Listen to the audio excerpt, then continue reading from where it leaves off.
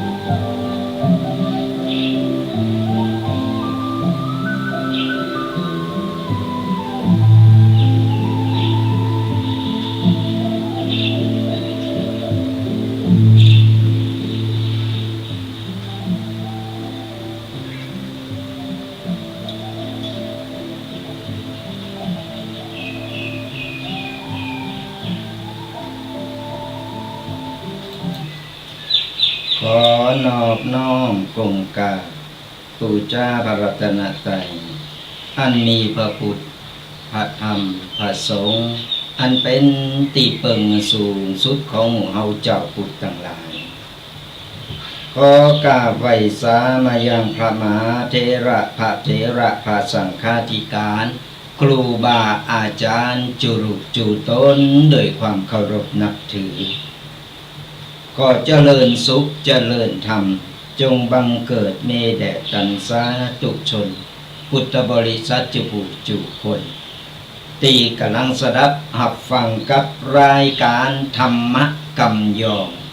เป็นธรรมะวาไรตี้ฟังธรรมะสบายสบายสไตล์ตุกปีแดงวัดบกกอกวันนี้เราก็ได้มาพบปะเจอได้มามาเอ่ยกันแห่งครั้งหนึ่งทุกวันเสาร์นะตั้งแต่เวลา 8 โมงจนถึง 10 โมง2 ชั่วโมงเต็มกับรายการธรรมะกำยองกันง่ายๆฟังกันแบบสบายสไตล์ตุกปีแดงก็ติดตามร่างตัวกันไปเป็นประจำทุกวันเสาร์เนอะสราญาติโยมพี่น้องทั้งหลายช่วงนี้ก็อากาศฟ้าฝนก็โอ้ยหน่อยดีนะมันมีกับฝนมา แต่คืนก็รับสบายหน่อยยังแควนหน่อยเย็นมาเขาก็ยังระวังอยู่ยังระวังว่าจะมีฝนโต้ยมาการจะมีอันเป็นอาจจะมีลมมีอะไรอย่างต่างๆนาดีที่มีกับฝนตกดีตกงามโอ้ยเป็นดียังกึดตึงหาอยู่ รับสบายสดาญาติโยมนี่พอยี่เมตต่างหลายหลายตีหลายตังอาจจะตกโทถึงกันพอช่วงนี้2-3 วันมานี่ฟ้าฝนนี่มันตกเข้ามาเปิ้นว่าประเดี๋ยวนี้มันหนาวหน้าฝนนี่จะเข้ามาเร็วเปิ้นว่าเริ่มแต่วันที่15มาแล้วเริ่มแต่วันที่15มาเริ่มตกเริ่มเข้าหน้าฝนเร็วมากับฝนเราก็ดีอกดีใจจุงต้นไม้เก้าตอกต่างๆดอกไม้ต่างๆผลไม้ตีปลูกเอาไว้เจ้าให้เจ้าสวนฝนตกดีตกงามลงมาก็สร้างความจุ่มชื่นหือกับเป็นหญ้าเป็นต้นไม้ต้นดอกต่างๆผลไม้ต่างๆก็ทั้งนี้ทั้งนั้นจะไปลืมดูแลสุขภาพกันโดยสดาญาติโยมทั้งหลายตอนนี้อากาศมันเปลี่ยนแปลงเร็วบึดร้อนบึดหนาวบึดฝนตก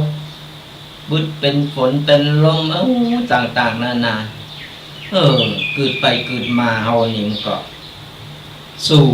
แดดสู่ฝนกันมาหนักเนาะ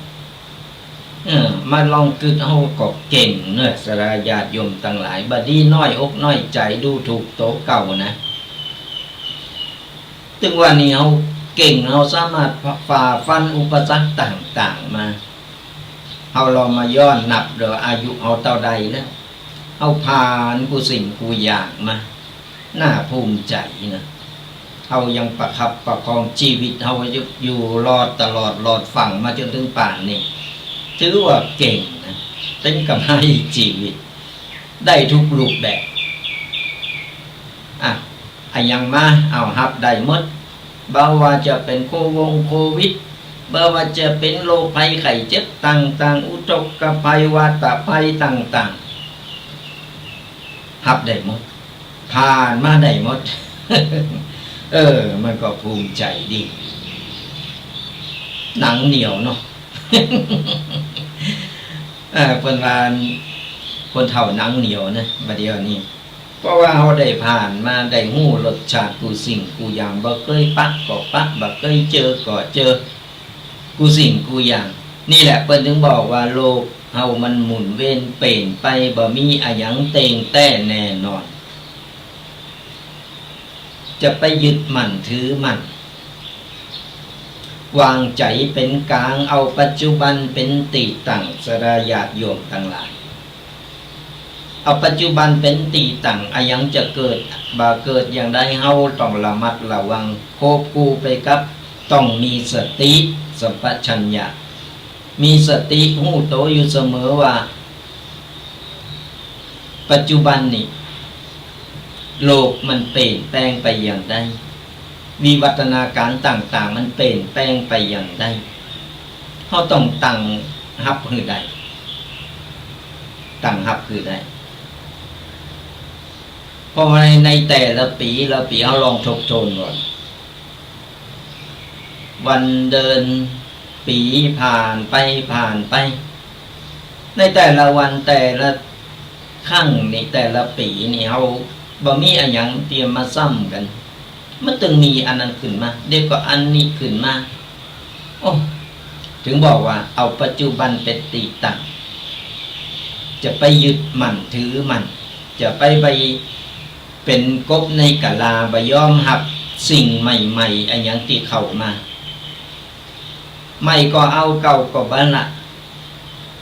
เขาต้องยอมรับหรือมันหือใดแล้วก็ปรับโตหรือมันเข้าอยู่กับสภาพนั้นหือใดเอามาย้อนพอสมัยก่อนสมัยเขาเป็นเราอ่อนมันเคยหันพอเหตุการณ์อย่างอี้แต่มือเอาใจอายุมาเอาอยู่มาจนป่านนี้อายุไปต่อใดแล้วเข้าเลข5เลข6เลข7เลข8ไปแล้วบางคนก็เลขเก่าเฮาลองมาทบทวนพอเฮาก็มาปะเอายามเฒ่ายามแก่เฮาก็มาปะมาเจอเอายามเฒ่ายามแก่ของบ่เคยมีก็มีของบ่เคยหันก็หันของบ่เคยเกิดขึ้นก็เกิดขึ้นกูสิ่งกูอย่างเพิ่นถึงบอกว่าจะไปยึดติดอันอย่างที่มันเปลี่ยนแปลงในต่างที่ดีเฮายอมรับมันบางทีคนรุ่นใหม่มันก็จะมีอันอย่างดีๆที่จะนำมาพัฒนาในบ้านในเมืองเฮาก็ต้องยอมรับมันอยู่ได้เฮาจะไปโบราณเกินไปก็เฮาจะไปเป็นเพิ่นห้องว่าไม่ขวางคลองไม่ต้องไปขวางไม่ต้องไปติไปเตนไปว่ามันต้องไปเอาแบบเก่ามาอ่านสมัยแต่ก่อนว่าใจมีอย่างอันอย่างอีกคือต่างๆนั่นนะ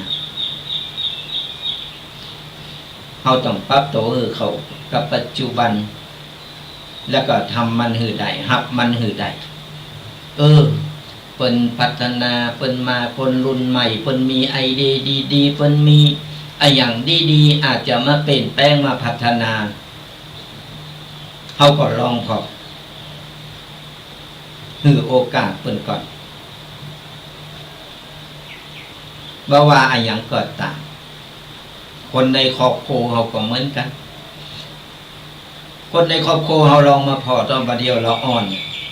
เราสอนมันจะไขฟังจะไขนี่มันหู้ดีหรือเฮาไปหมดเอาไปเอามาเฮาเป็นเต่าล้านปีล่าหลังมันเพราะฉะนั้นก็คือเฮาทำอกทำใจปล่อยวางให้พอมันต้องไปยึดติดยึดมั่นเกินไปมันจะทำของเฮาเนี่ยเป็นตุกเป็นกังวลเอาอายุหนักแล้วเขาก็ปล่อยว่างปล่อยหือละเอ็กละอ่อนนะเขาก็จะได้บริหารจะได้ทำการเรื่องอะไรอย่างต่างๆตามที่เขาได้ทำได้เห็นตามที่เขาได้เห็นหูมาเขาเป็นคนเฒ่าคนแก่เขาก็อยู่กับบ้านกับจ้องเล่งลูกเล่งหลานไปอยู่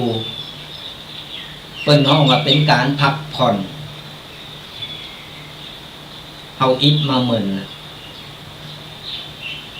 เฮาโชคโชนมาหนักนะเฮาผ่านมาหลายปีแล้วดีดักเฮาผ่านมากูสิ่งกูอย่างอุปสรรคบ่ว่าจะนักจะเบาต่ ต่างๆความสุขความทุกข์เฮาฮู้มาหมดละตอนนี้เฮาก็ปล่อยวางเป็นช่วงที่ว่าเฮาพักผ่อนก่อนที่เฮาจะเดินทางไปสู่ภพภูมิตั้งหน้าเมื่อต้องไปตัณหาเมื่อต้องไปโลภโมโทสันเมื่อต้องไปโหงอันนั้นก็ของกูอันนี้ก็ของกูอันนี้ก็ตึงบ้าหือนะอันนี้บ้าใดนะเอาก็เมื่อต้องไปกังวลเมื่อต้องไปสนใจอันยังสาระได้ก็สาระไปอันยังที่เฮา อันยังที่เฮาจะปล่อยได้เฮาก็ปล่อยไปยกหือลูกหือล้านไปเป็นสมบัติพัสถานหือเขาได้ต่อยอดกันเฮาก็แสวงเอาตังบุญตังกุศลของเฮานี่แหละจะเป็นสเสบียงนำทางเฮาไปจะเป็นสเสบียงนำทางของเฮาไปเนี่ยเฮาก็ต้องไปนิกะเปิ้นน่ะศรัทธาญาติโยมทั้งหลายเฮาก็ต้องไปกังวลอย่างเฮาสละกูสิ่งกูอย่างไปเอาสเสบียงบุญของเฮาเนี่ยไปตั้งหน้าทางเอาสเสบียงบุญของเฮาเนี่ยเป็นสเสบียงนำทางไปสู่ภพภูมิที่ดี ขอสู่มาอภัยกันโดยตะว่านี่โดนฝนไปหน่อยฝนตกลงมากำลังไปคุมบาดฝนตก โดนน้ำฝนหน่อยเสียงก็เลยแห้งไปฮะเหมาะก็ดูแลสุขภาพกันโดยเนอะสดาญาติโยมตั้งหลายเป็นประจำกับรายการธรรมกำยองกตุเจ้ายองป่าสร้างพระอาจารย์ประพันธ์หรือทันแดงวัดบักกอกก็จะได้มามามาตักมาตายสดาญาติโยมกันเป็นประจำตั้งแต่เวลา8 โมงจนถึง10 โมงก็ติดตามหลังตัวกดไลค์กดแชร์กันใครติดตามตั้งวิทยุก็ฟังไปฟังกันบอกกล่าวเราสู่ก้อนใกล้เอาอันใดดีอันใดงามก็เอาไปบอกลูกบอกหลานใครติดตามไปตั้ง Facebook ช่อง YouTube กลุ่มไลน์ต่างๆอันนี้หันหน้าหันตากันต้อยได้ได้หูจักกันก็สามารถกดไลค์กดแชร์กดติดตามกันเนอะสดาญาติโยมทั้งหลายตั้งช่อง YouTube ก็ของสถานีวัดฝายหินเปิ้นก็ติดตามหลามต้อยกันกดไลค์กดแชร์เป็นการแชร์บุญแชร์ธรรมะหือกับคนที่เปิ้นบ่เคยฮู้เปิ้นก็จะได้ฮู้เมื่อเปิ้นฟังแล้วเปิ้นได้เข้าใจเปิ้นนำไปปฏิบัติบุญกุศลก็เกิดกับตัวเฮาเนี่ยนี่สร้างสเสบียงบุญกันเอาไว้เล็กๆน้อยๆก็เป็นบุญเป็นกุศลเฮาจะไปมองข้ามการทำบุญประจำเป็นจะต้องจ่ายเงินมาทำบุญตลอดมันอยู่ที่โตเฮาอยู่ที่ใจเฮาทุกอย่างมันอยู่ที่ใจเฮาสลายญาติโยมทั้งหลายก้อนใจเฮาตกเฮากึดก็เป็นบุญเฮาก็เป็นบุญการกระทำของเฮาก็เป็นบุญเพิ่นถึงบอกว่าการทำบุญง่ายที่สุดง่ายอย่างไรแค่3 อย่างต่ออันกึดดีดีทำดี3 อย่างต่ออันเป็นบุญเป็นกุศลนะก็มี3 อย่างติ๊กโตไม่ต้องไปผูกมันจะมีอันปกปักรักษาคุ้มครองเราเพราะอันนี้จะเป็นสเสบียงนำทางเราเป็นเกราะป้องกันบางหัวเอาไปสู่ภพภูมิที่บดีไปตกหมอนเอาหกไปใจกรรมใจเวรที่เอาได้ไปก่อกรรมทำเวรกันเอาไว้ก็สร้างบุญสร้างกุศลกันกดไลค์กดแชร์กดติดตามเป็นการสร้างบุญสร้างกุศลกันสดาญาติโยมต่างหลายอย่างที่บอกไปก็ภัยสะดวกตั้งใดเฮาก็สามารถสร้างบุญสร้างกุศลกันได้ สะดวกตั้งใดก็ฟังตั้งนั้นไผสะดวกตั้งวิทยุก็บอกเราบอกสู่กันลูกกันหลานได้ก็ฝากกันเอาไว้กับรายการธรรมะกำยองกับตุกเจ้ายองป่าสร้างในช่วงท้ายรายการเราก็จะได้เปิดสายหน้าไม้ให้สราญาติโยมได้มามามาตักมาตายกันไผที่กำลังเข้ามาฟังรายการใหม่หรือว่าติดตามมาแล้วแต่จำเบอร์โทรบ่ได้ใครโทรมากระทันแดงก็จดกันเอาไว้นะเกมสมุดปากกาดินสอยังอยู่ไก่โตก็จดกันเกมเนอเบอร์โทรศัพท์หน้าใหม่เนอ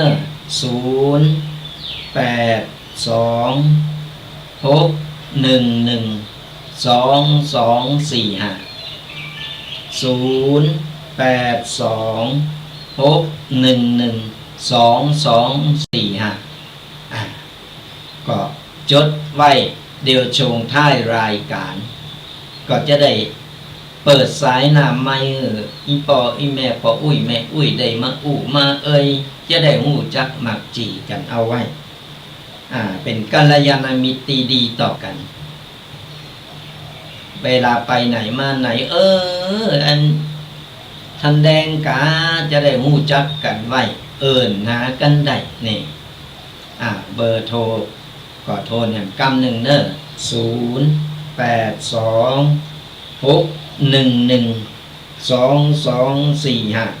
ก็จดเอาไว้ก่อนตอนนี้ยังไม่ต้องโทรมาเตอเนอ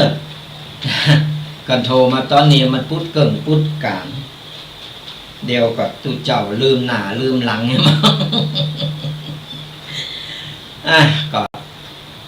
เกมจดเอาไว้แล้วก็เปิดสายหน้าไม้ชงท้ายรายการก็โทรกันเข้ามาก่อนจะฟังปกิณกะต่างๆวันนี้จะเอาอย่างมามามาเล่าสู่สราญาติโยมฟังกันก็ขออนุโมทนาบุญกับสราญาติโยมหลายตีหลายตั้งใน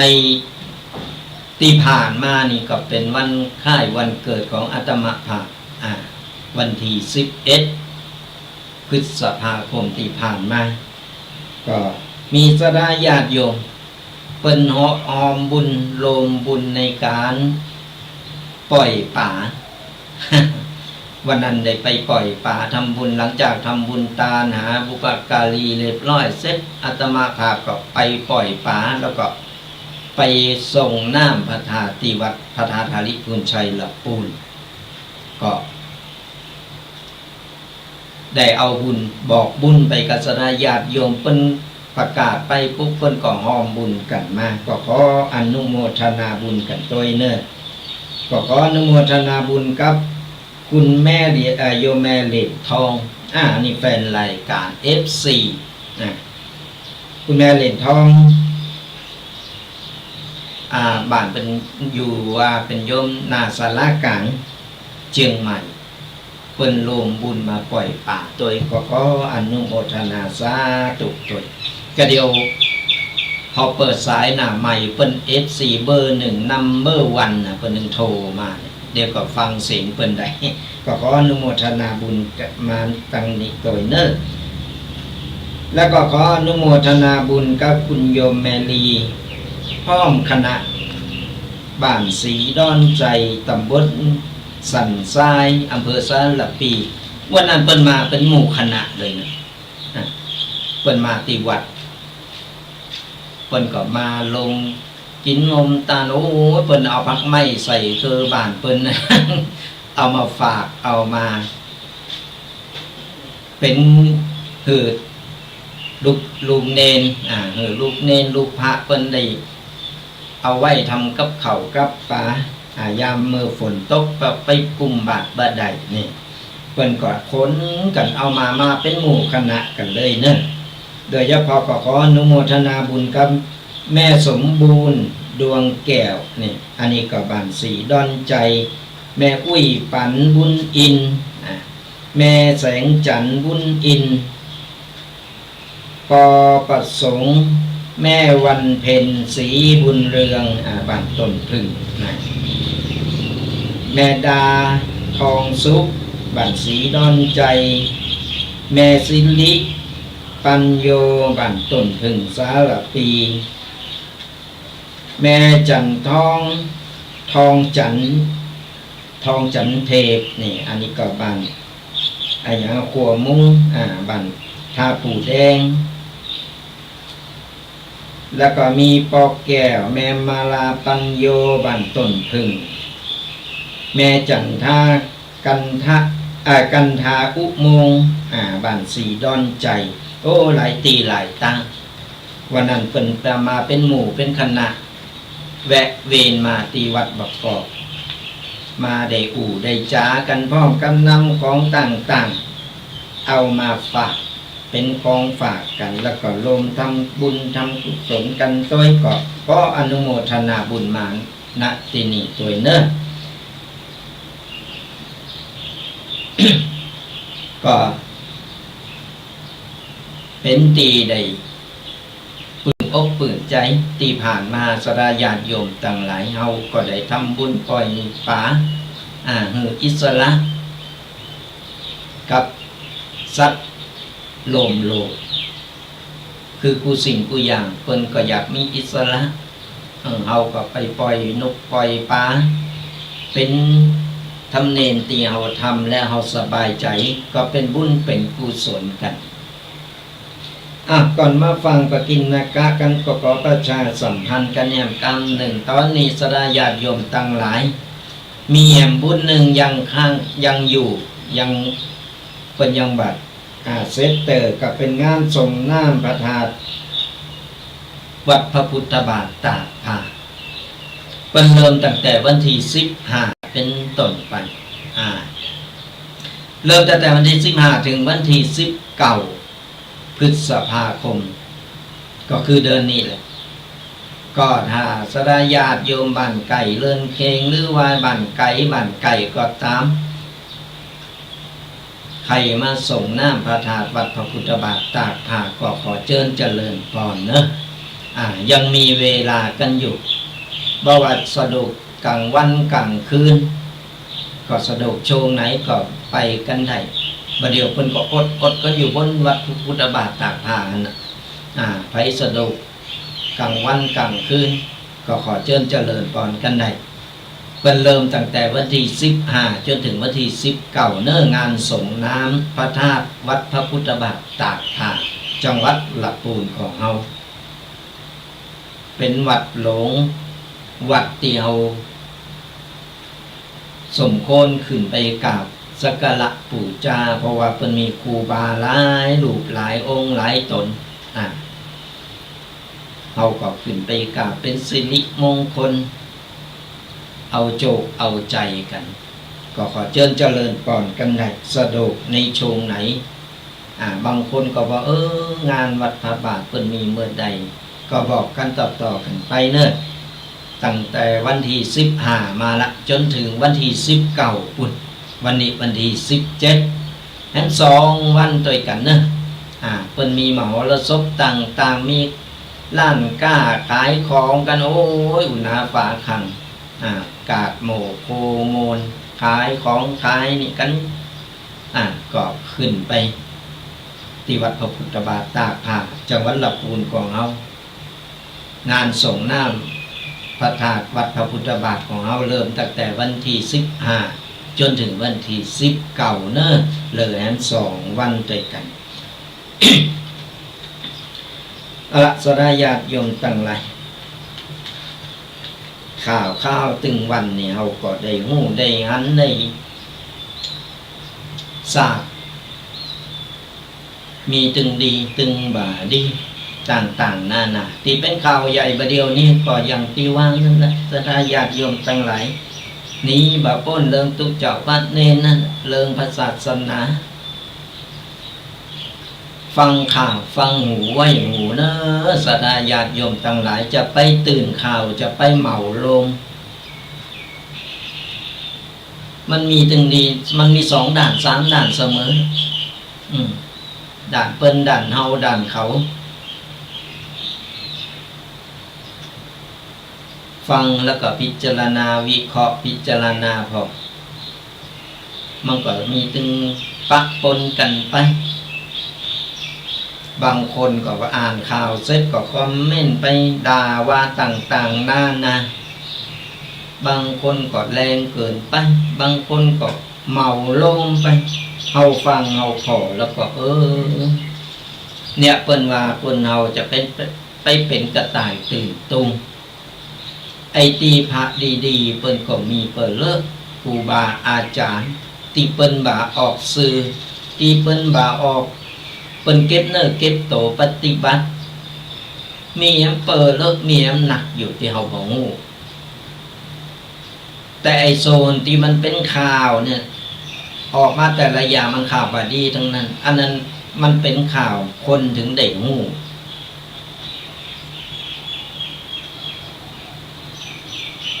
ไอข่าวดีๆบ่เป็นข่าวพระปฏิบัติดีปฏิบัติชอบบ่เป็นข่าวแต่ลองพระตีว่าทำบ่ดีบ่ดักหน่อยนึงบางทีมีเล็กน้อย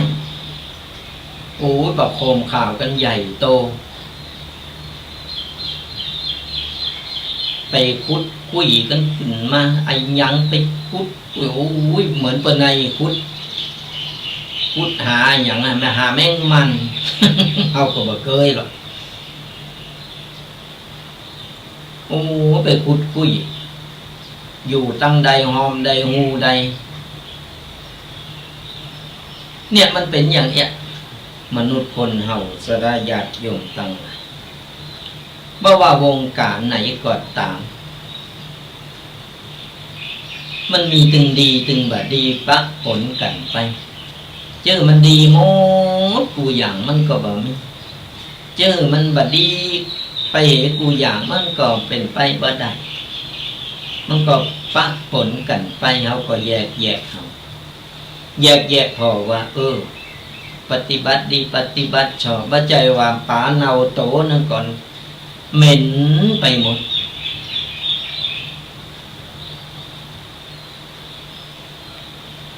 ทั้งที่เหตุที่มันเกิดมันก็บ่ใจตั้งบ้านเฮา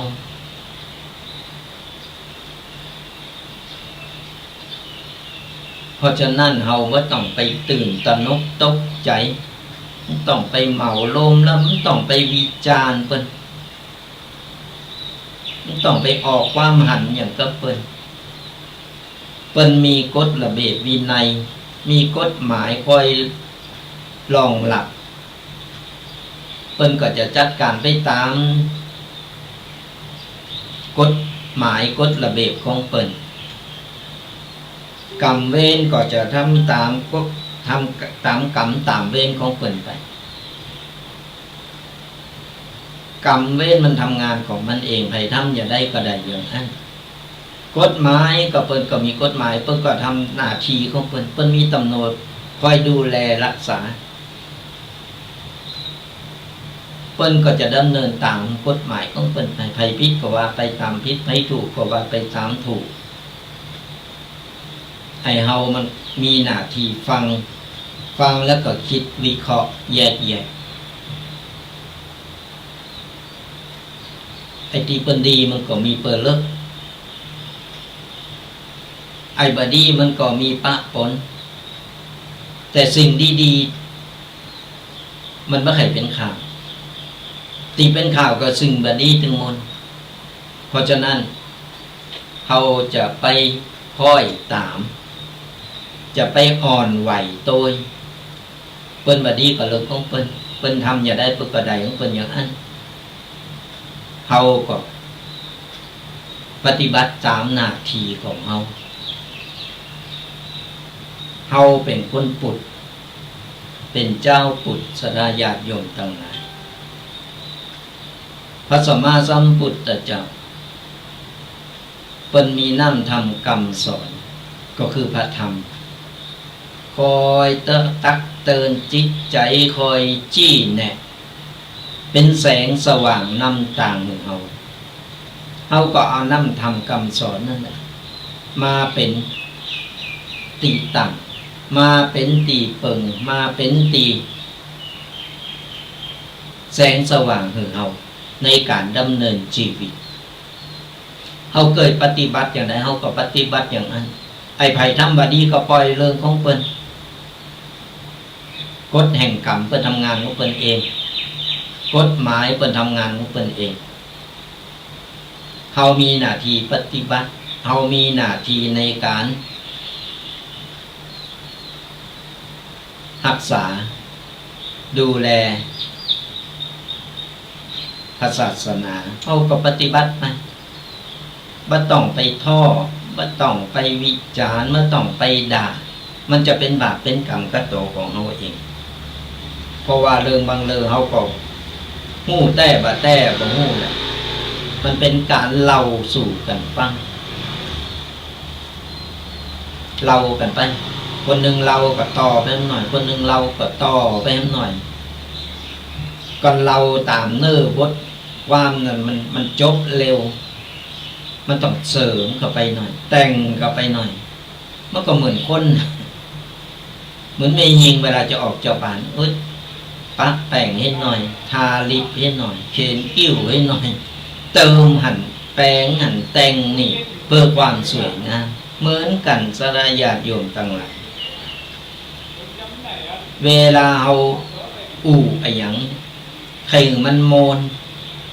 กระเสริมเข้าไปหน่อยแต่งเข้าไปหน่อยแต่โดยบ่คิดหรอกว่าไปแล้วมันเป็นอย่างไรสร้างความเดือดร้อนหรือเปิ้นก่อนสร้างความเดือดร้อนหรือโตเก่าก่อนเพราะฉะนั้นแล้วเราฟังหูไว้หูกูอย่างมันมีสองด้านเสมอว่าต้องไปค่อยตามบางคนนี่นักเลยคอมเมนต์วิจารณ์ไปต่อไปนี่นับถือกับพระพุทธกับพระธรรมตาอันพระสงฆ์มันนับถือนะเฮาไปเหมาโลงก็อันนี้พระบ้านเฮาก็ฮู้กว่าอยู่เพิ่นปฏิบัติกันอย่างไรเฮาก็ปฏิบัติตามปกติบางคนก็คอมเมนต์วิจารณ์ไปทำให้ศาสนาเสื่อมจริงๆศาสนามันบ่เสื่อมศาสนาก็อยู่เหมือนกับแต่บุคคลไม่ว่าจะเป็นตุเจ้าพระเนรไม่ว่าจะเป็นฆราวาสเป็นคนกระทำเองทำโตเสริมเองศาสนาก็อยู่มา 2,500 กว่าปีก็ยังอยู่เหมือนเดิมบ่เคยเสริมแต่บุคคลทำคือมันคือโตบุคคลนั้นเสริมลงไป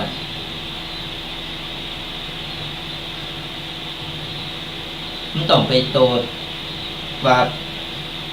โตดผ่าเหลืองโตดพระศาสนาโตดหันโตดคือบุคคล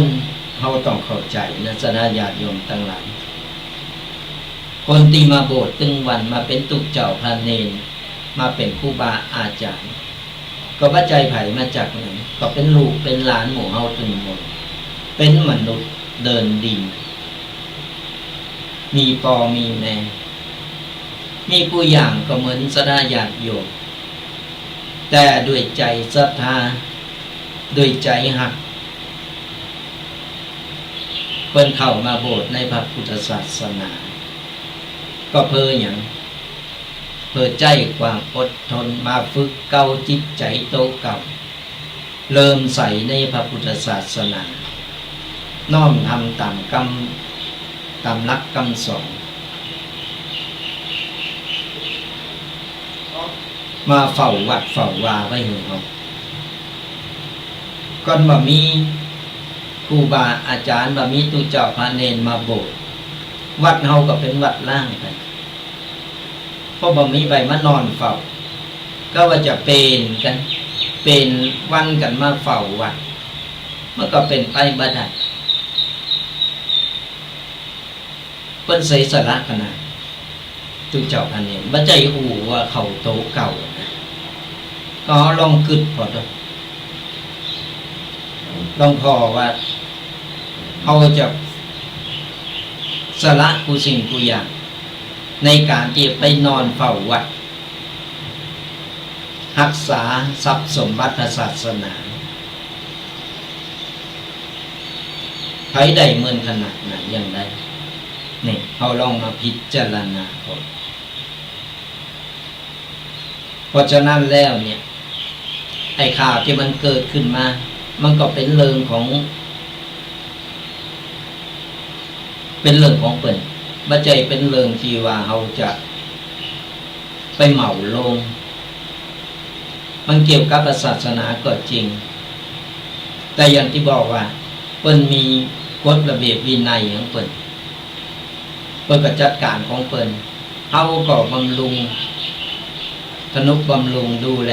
อุปถัมภ์ศาสนาของเฮาต่อไปบ่ต้องไปอ่อนอกอ่อนใจนิ้วไหนบ่ดีเฮาก็ตัดไปนิ้วไหนบ่ดีก็ตัดออกไปก็เหมือนเอาคั่นกะทิคั่นเอาจนได้โหกะทินั้นที่มันปัจจัยกะทิมันก็ลดลงไปติ๊กๆพอวันใดวันหนึ่งมันก็ลดลงไปมันก็เผยก็ขึ้นมาบ่ว่าอันหยังกวดตาเพราะฉะนั้นต้องใจดุลพินิจเนอะศรัทธาญาติโยมอีพ่ออีแม่พ่ออุ้ยแม่อุ้ยตั้งหลายจะไปตื่นตระหนกตามข่าวเกินไปเพิ่นจะมีนักมีหลายก็อันนั้นก็เรื่องของเพิ่นเขาต้องไปซ้ำเติมต้องไปด่าไปว่าอย่างมันจะเป็นบาปเป็นกรรมกระโตของเขา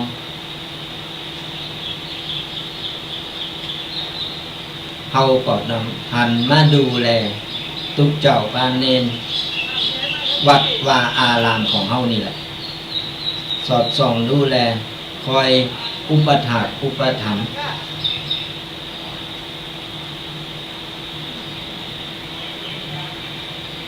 สนุกบำรุงตลอดไปเขาว่าต้องไปตื่นข่าวว่าต้องไปท่อว่าต้องไปน้อยอกน้อยใจมันคนละคนมันคนละตี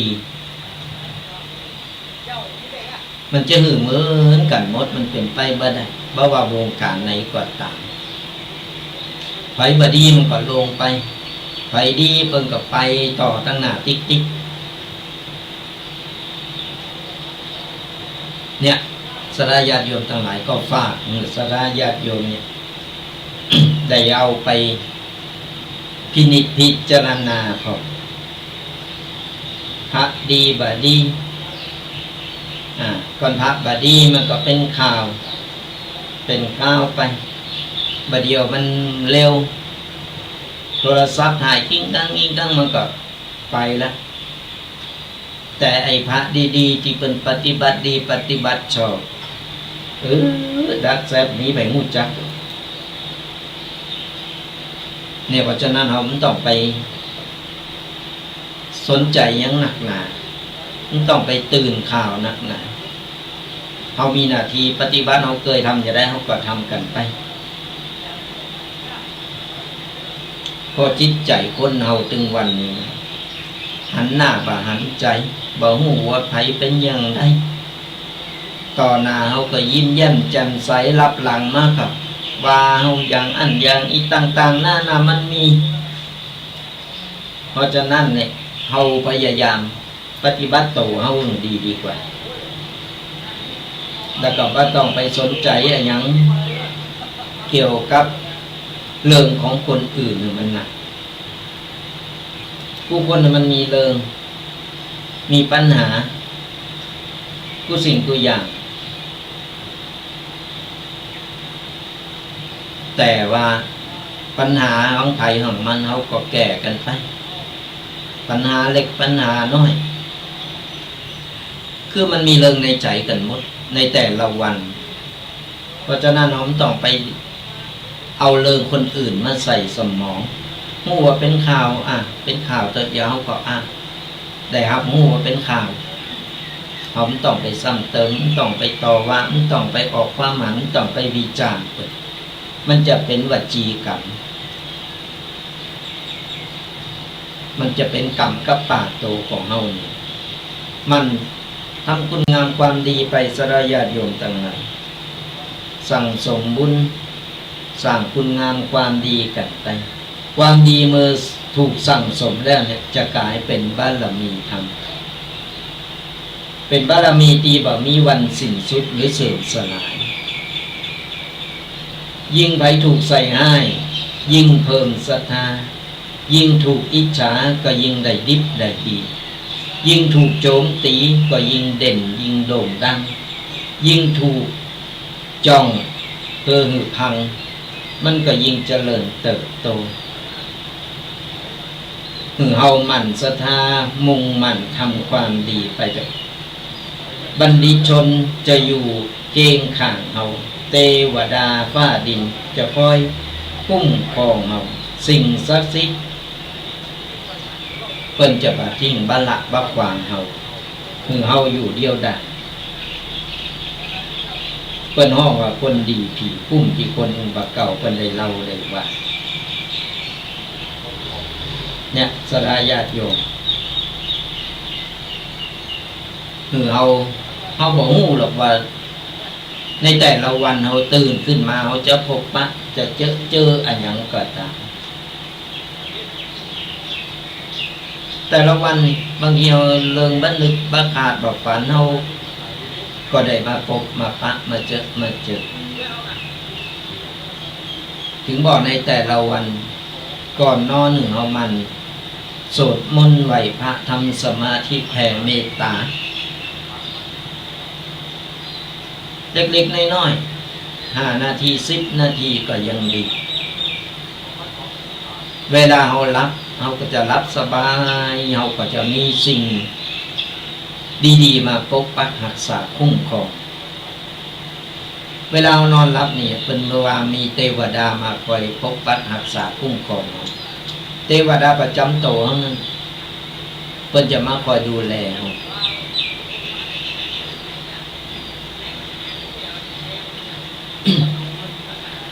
บางสิ่งให้เนี่ยเข้ามากระตกเนี่ยนี่ตื่นมาเขาก็จะเจอแต่เรื่องดีๆสิ่งดีๆมันก็จะเข้ามาหาตัวเราลองกึดบดีนอนบัดละกิ่งไปกิ่งมาคึดหันคึดนี่ร่างกายก็สุดโทรมลงไปกินข้าวก็บ่ลงอะไรก็มันก็เริ่มโตยกันมาเพราะจิตใจเฮามันแบบปกติจิตใจเฮามันเป็นห้องจิตใจเศร้าหมองตอมใจเอาเรื่องตุกมาใส่หัวทั้งที่เวลาพักผ่อนแต่เพราะฉะนั้นเฮามันพยายามฝึกปฏิบัติจิตใจตัวเฮาเนี่ยคือปล่อยวางอันยังจะเกิดมันก็เกิดมันหลีกเลี่ยงบ่ได้ก็ปล่อยมันเกิดอันยังที่มันแก่บ่ได้ก็ปล่อยการเวลามันได้แก่ไปใจกันเวลาพอแก่บ่ได้แล้วปล่อยการเวลามันแก้ไขปัญหามัน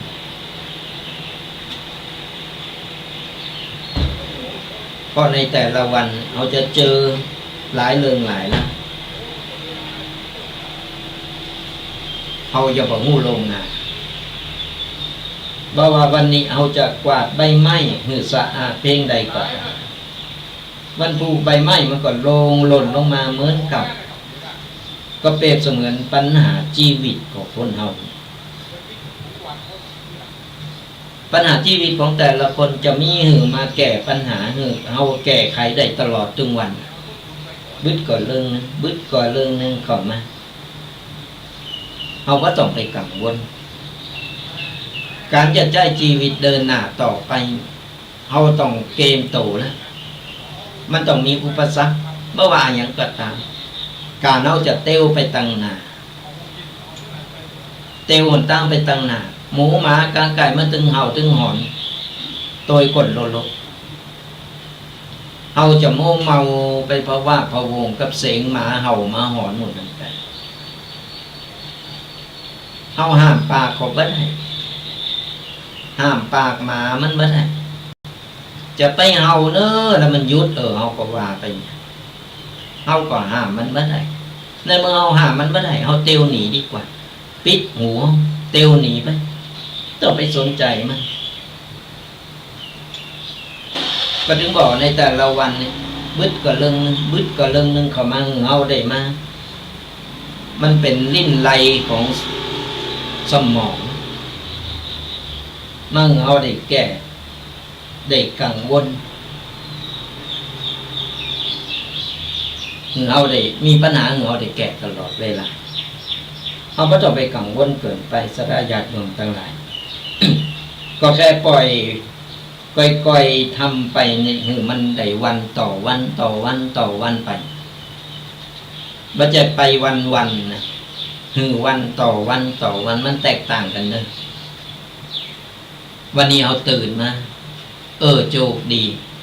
ยังมีชีวิตอยู่ยังได้หันโลกใบนี้อยู่ตื่นมาวันวันนี้เอาโชคดีนี่คืออยู่วันต่อวันอยู่ไปใจชีวิตอยู่วันต่อวันต่อวันปัญหาเข้ามาเอาก็แก้ไขไปวันต่อวันต่อวันต่อวันไปบ่จะอยู่ไปวันรอวันตายมันแตกต่างกันอยู่ไปวันก็บ่เยหยังรอวันตายเป็นนายบ่เดอนายบ่เดอนี่เป็นวันไม่เยหยังไปนอนอยู่เก้าบ่เดอนอนอยู่เก้าบ่เดอนอนอ้าปากล่อหน่วยมันเดอมันตกใส่ปากนะนิทานสมัยเป็นหลอกอ่อนยังจำได้อยู่สระญาติโยมทั้งหลายน่าเป็นน้องว่าคนขี้ข้างมาเอาอย่างอยู่ไปวันอยู่รอวันตายใจชีวิตแบบบ่มีคุณค่านอนรอถ่าวันเวลาถึงเวลาก็หากินเสร็จก็นอนบ่ยินดียินให้อยู่ไปวันมันแตกต่างกัน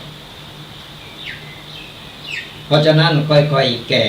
ทำไปมันวันต่อวันต่อวันไปได้แค่ไหนเฮาก็เอาต่ออันกว่าติใจเฮานี่กว่าติใจก็จบติใจจบตีเฮาแล้วก็เบาตีสุดสนาญาติโยมทั้งหลายเนี่ยกูสิ่งกูอย่างถ้าเฮาได้ฟังธรรมะครูบาอาจารย์หลายๆรูปหลายๆตนเฮาก็จะได้ข้อคิดก็จะได้กติธรรมในการที่ว่านำไปปรับใจในชีวิตของเราบางคนนี่ฟังแล้วมานำไปปฏิบัติฟังแล้วก็วันนี้ก็ฟังธรรมะเรื่องอย่างโมมันก็ไม่ได้ประโยชน์บ่เกิดผลอย่างเอาฟังแล้วก้อนใกล้พออันนี้ดีเนาะวันนี้ครูบาอาจารย์รูปนั้นรูปนี้เปิ้นมาเรื่องนั้นเรื่องนี้มาชุกคิดขึ้นได้ว่ามันก็เป็นแต่เนาะเอาก็ลองนั่งไปบอกลูกบอกหลานสอนลูกสอนหลานนะว่ามันเป็นอย่างอี้เนออย่างอันอย่างอี้ก็เป็นบุญไปกุศลกระโถเฮานี่เปิ้นฮ้องว่านำไปปฏิบัติละอ่อนมันก็จะได้คัดเก้าจิตใจไปในตัว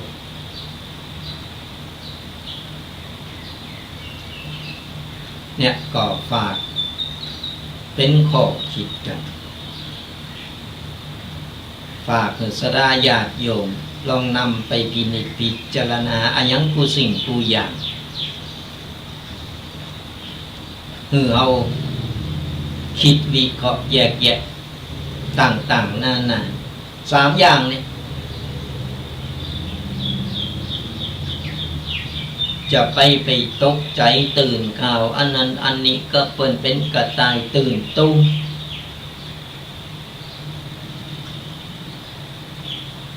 แล้วก็เอาไปวิพากษ์วิจารณ์เอาไปไปเล่ากันต่อเติมเสริมแต่งกันเข้าไป มีบ่ฮู้เอาความมันไว้ก่อนมันในได้อรรถรสในการปลูกแล้วมันโอ้ยคนฟังก็โอ้ยนั่งแปลงหน้าพอบอกแผ่แว่ปากวอฟังก่อนอุ้ยนั่นนะอุ้ยอันนี้นะอุ้ยบ้านนั้นนะอุ้ยบ้านนี้นะอุ้ยตื่นเต้นพอฟังกันแต่ก็บอกฮู้ไอ้คนเราก็อุ้ยคนฟังนี่เนี่ยตั้งใจเป็นตั้งใจฟังก็เสริมมาไปติ๊กอุ้ยความมันปาก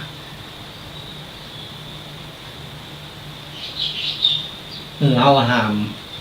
ตาห้ามปากห้ามหูของเขาปิดมันเนี่ยพองปิดหูปิดตาปิดปากให้พองมันต้องไปเสริมมันต้องไปยั่วยุมันต้องไปแต่งไปเป็นฝ่ายสนับสนุนฝึกในโต๊ะเก่าเป็นคนนิ่งนี่พองมันต้องไปนะก็ในทางตีดีที่เป็นมงคลที่เป็นฟังแล้วบ่สร้างความเดือดร้อนยังหือไผก็บ่มียังผมต้องไปยังหนักหนายิ้มแย้มแจ่มใสใส่กันตักตายกันธรรมดาก็พอมันต้องไปหนักบ่ต้องไปเก็บบั่นไตเราบั่นเนื้อเก็บบั่นเนื้อเราบั่นไตโพดกาดสุดดีใจป้าดีตุเจ้าอยู่วัดบ่ได้ป้าก็ปุ่นเอาไปเล่ากันประกาศปุ่นตุเจ้านั่นนะตุเจ้านี่นะตุเจ้านั่นหล่อตุเจ้านี่บ่ดีตุเจ้านั่นอย่าอันอย่าอีต่างๆนั่นก็น้องว่าจีบปากถึงบอกว่าไม่ต้องไปวิพากษ์วิจารณ์ไผมีสิ่งใดจะถูกหรือผิดอย่างใดก็เรื่องของเปิ่นบ่ใจโตของเฮาทำโตของเฮาดีที่สุดป่ะไผว่าอย่างใดก็จะบ่ต้องไปวิพากษ์วิจารณ์ในตั้งตีเสหายเพราะคนวันนี้ก็ชอบไปยุ่งเรื่องเจ้าบ้านวิจารณ์คนนั้นคนนี้ไปแอวเราเป็นห้องว่าเป็นคนมีคนจริตเป็นคนตีบ่ไข่เต็มเป็นคนวางงานมีปมด้อยในโตก็มื้อนี้อย่าทำให้จิตใจตัวเก่านี่ได้ตกต่ำขุ่นโมตายถ้ามื้อจิตใจตัวเก่าตกต่ำขุ่นโมเปิ้นสอกว่าหากินกันเปิ้นทำมาหากินกันตัวเก่านี่แอวขึ้นบันไตลองบันเนอเราคนนั้นเราคนนี้คืนบันนี้ก่อนเอาบ้านก่อนนะมาเล่าให้ฟังเพื่อลงบ้านนี้ก็เอาบ้านนี้ไปเล่าให้บ้านต่อไปฟังแหมนี่เปิ้นน้องไปคนมีปมด้อยจิตใจตัวเก่าก็จะตกต่ำลงติ๊กเพราะวันบ่กึดอันหยังในใจกึดแต่เรื่องบ่ดีบ่ดักกึดแต่เรื่องจะยุแยงกึดแต่เรื่องที่จะทำมือตัวเก่าเนี่ยเดือดร้อนบดีเย็ดบดีทำแบบนี้ใครที่ทำอยู่ก็คือเลิกเนี่ยมันยังบัดสายเกินไปการกับโตกับใจนี่การกับโตกับใจคนเฮามันบ่มีการสายเกินไปผมต้องไปเวลามีอย่างขึ้นมาไปโตดอันนั้นโตดอันนี้มันบ่ดีก็โตกับเฮาต้องโตเฮาพองบ่ใช่ว่าเฮาถูกเสมอบ่ว่าไผก็ตามสี่ตีนยังรู้พลาดนักปราชญ์ยังรู้พังผู้คนเคยผิดพลาดในชีวิตนะผู้คนเคยล้มเหลวในชีวิตนะบ่มีอย่างใดดังใจหมดแล้วบ่มีอย่างจะล้มเหลวไปหมดมันมีเสมอกันผู้คนก็ผ่านกันมาหมดเพราะฉะนั้นเราไม่ต้องไปโตดหันโตดนี่บางครั้งเราก็ต้องโตเฮาเองพอง ไปเมาก็ว่าคนอื่นเป็นอย่างนั้นอย่างนี้จะเลยลืมโตเก่าลืมโตเก่าโอ้ยประเดี๋ยวเป็นไปเนาะประเดี๋ยวเป็นอย่างอันอย่างนี้อ่างหันอ่างนี่ต่างๆนานาที่ตะกอนในบทท่อกูดีอย่างอันอย่างนี้เขาปาไปกินไปเล่งไปวิ่งต่างๆนานาแต่เอาต้องโตเขาพองเขามีขอปกพองหรือพิพาทอะไรอย่างเขาย้อนพอชีวิตกูก็เหมือนกันสดาญาติโยมทั้งหลายการใช้ชีวิตกูก็เหมือนกันนะเพื่อพิษกันขึ้นมาปุ๊บโตดอันนั้นอันนี้เขาต้องโตเขาโตดว่าเขามีความปกครองอะไรอย่างพิษพาทอะไรอย่างไม่ใช่ไปโตดกับฝ่ายใดฝ่ายหนึ่งอย่างเดียวก็เขามีเขาก็ต้องปรับปรุงแก้ไขเปลี่ยนแปลง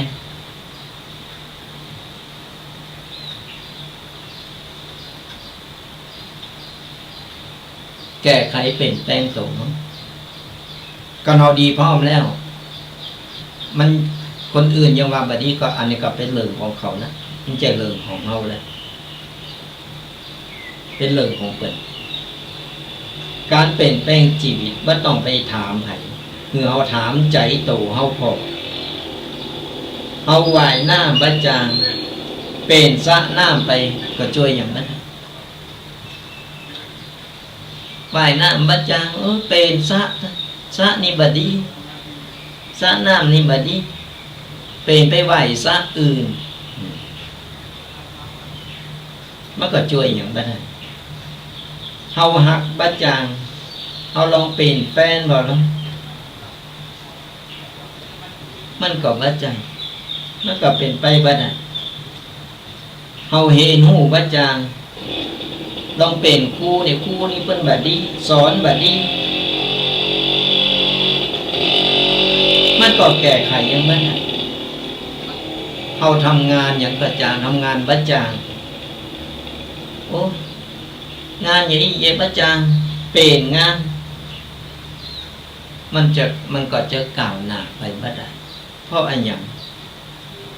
เพราะเฮาบ่ยอมโตเก่ากูสิ่งกูอย่างเฮาเนี่ยแหละเป็นต้นเหตุของทุกๆเรื่องเฮาจะเป็นกูอย่างสำคัญที่สุดเฮาเปลี่ยนแปลงชีวิตโตของเฮาดีกว่าเฮาต้องเปลี่ยนแปลงโตของเฮาปรับวิสัยทัศน์ใหม่เฮาปกครองไอ้อย่างเยอะเรามีเปินแล้วเปินทั้งที่เฮาก็เป็นคนซัพพอร์ตดีเฮาเป็นคนที่อัธยาศัยดี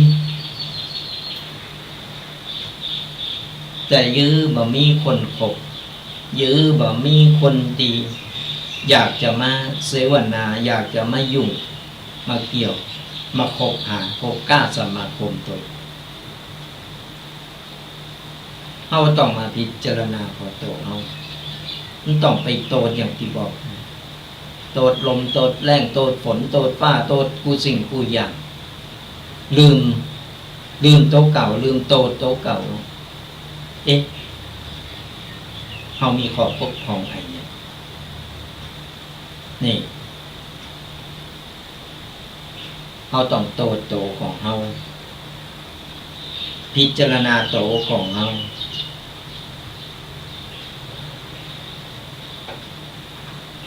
ก็เฮาพิจารณาโตของเฮามีขอบปกครองเฮาแก้ไขเป็นแปลงมันบาดสายเกินไปกูสิ่งกูอย่าง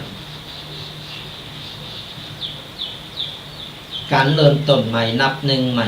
นับศูนย์ใหม่ก็ตามมันบาดสายเกินไปเพียงแต่ว่าเฮา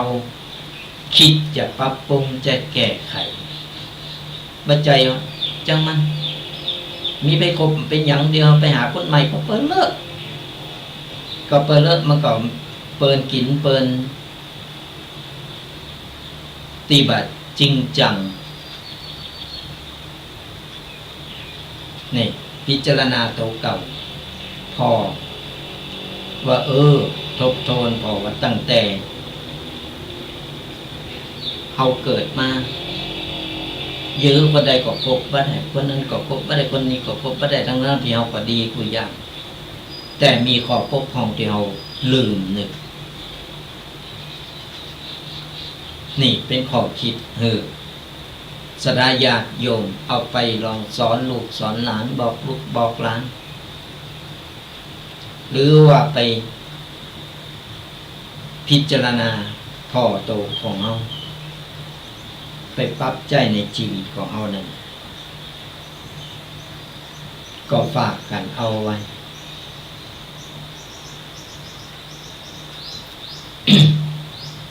อรสดาญาติโยมทั้งหลายอู่ไปอู่มาวันนี้นันแดงเป็นอู่ไอ้หยังในวันนี้รู้สึกจะเป็นแบบจริงจังหน่อย ใครรับกันหมดละกัน ก็ฟังกันไปสดาญาติโยมทั้งหลายเนี่ยเอามีเหยาก็มาอู่มาเรามาบอกกล่าวอีพ่ออีแม่พ่ออุ้ยแม่อุ้ยสดาญาติโยมทั้งหลายได้รับหูได้ฟังกันมาบางทีก็เป็นนานาสาระในการที่มาอุมาเอ่ยกันบางครั้งมันก็มีอรรถรสดีอาจจะเป็นน้ำเป็นเนื้อผสมประสานกันไปอันใดดีเขาฟังแล้วมันเป็นไปแต่มันเป็นอย่างอีแต่เอาก้อนใกล้เอาอันใดบัดนี้ก็มังมึกไว้ต้องไป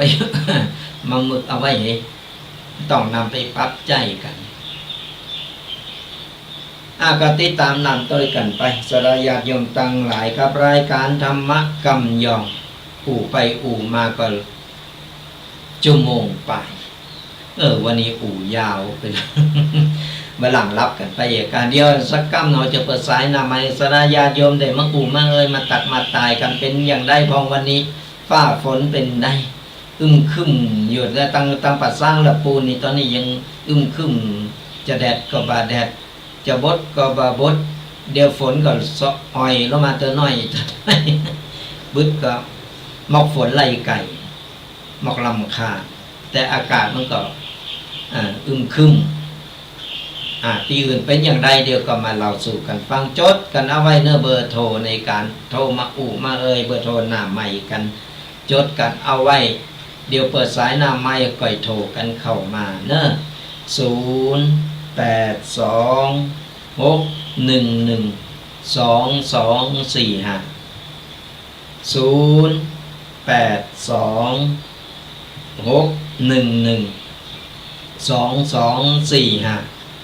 ก็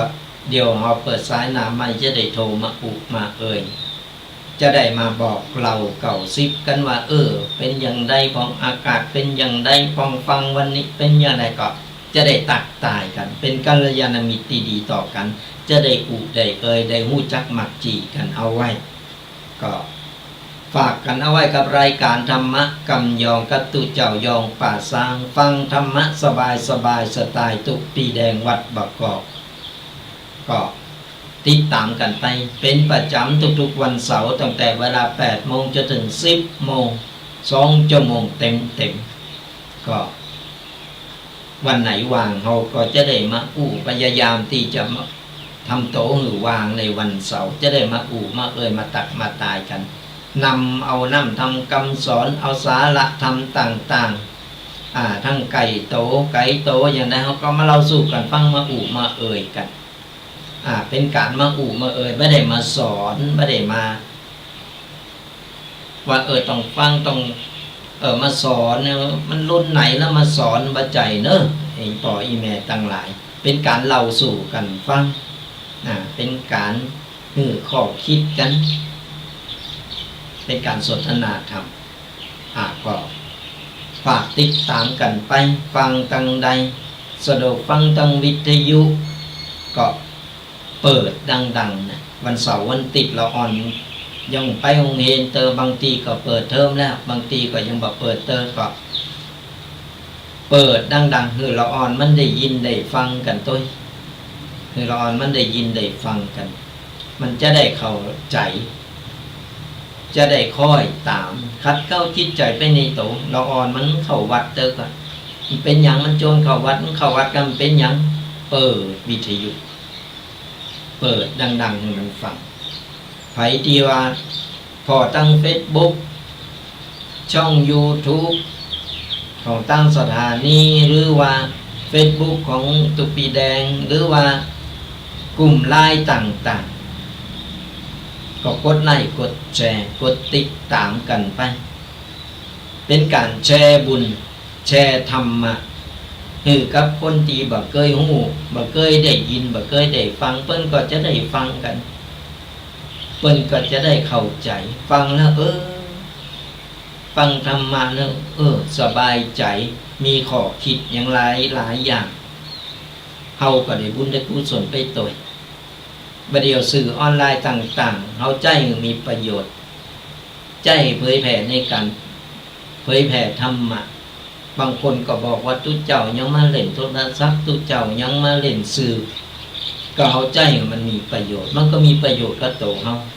ก็เฮาใจบ่มึงมีประโยชน์มันก็บ่เกิดประโยชน์บ่เกิดผลนี้ขึ้นมาถึงบอกว่าไม่ก็เอาเก่าก็วันละเอาก็นำทำคำสอนนี่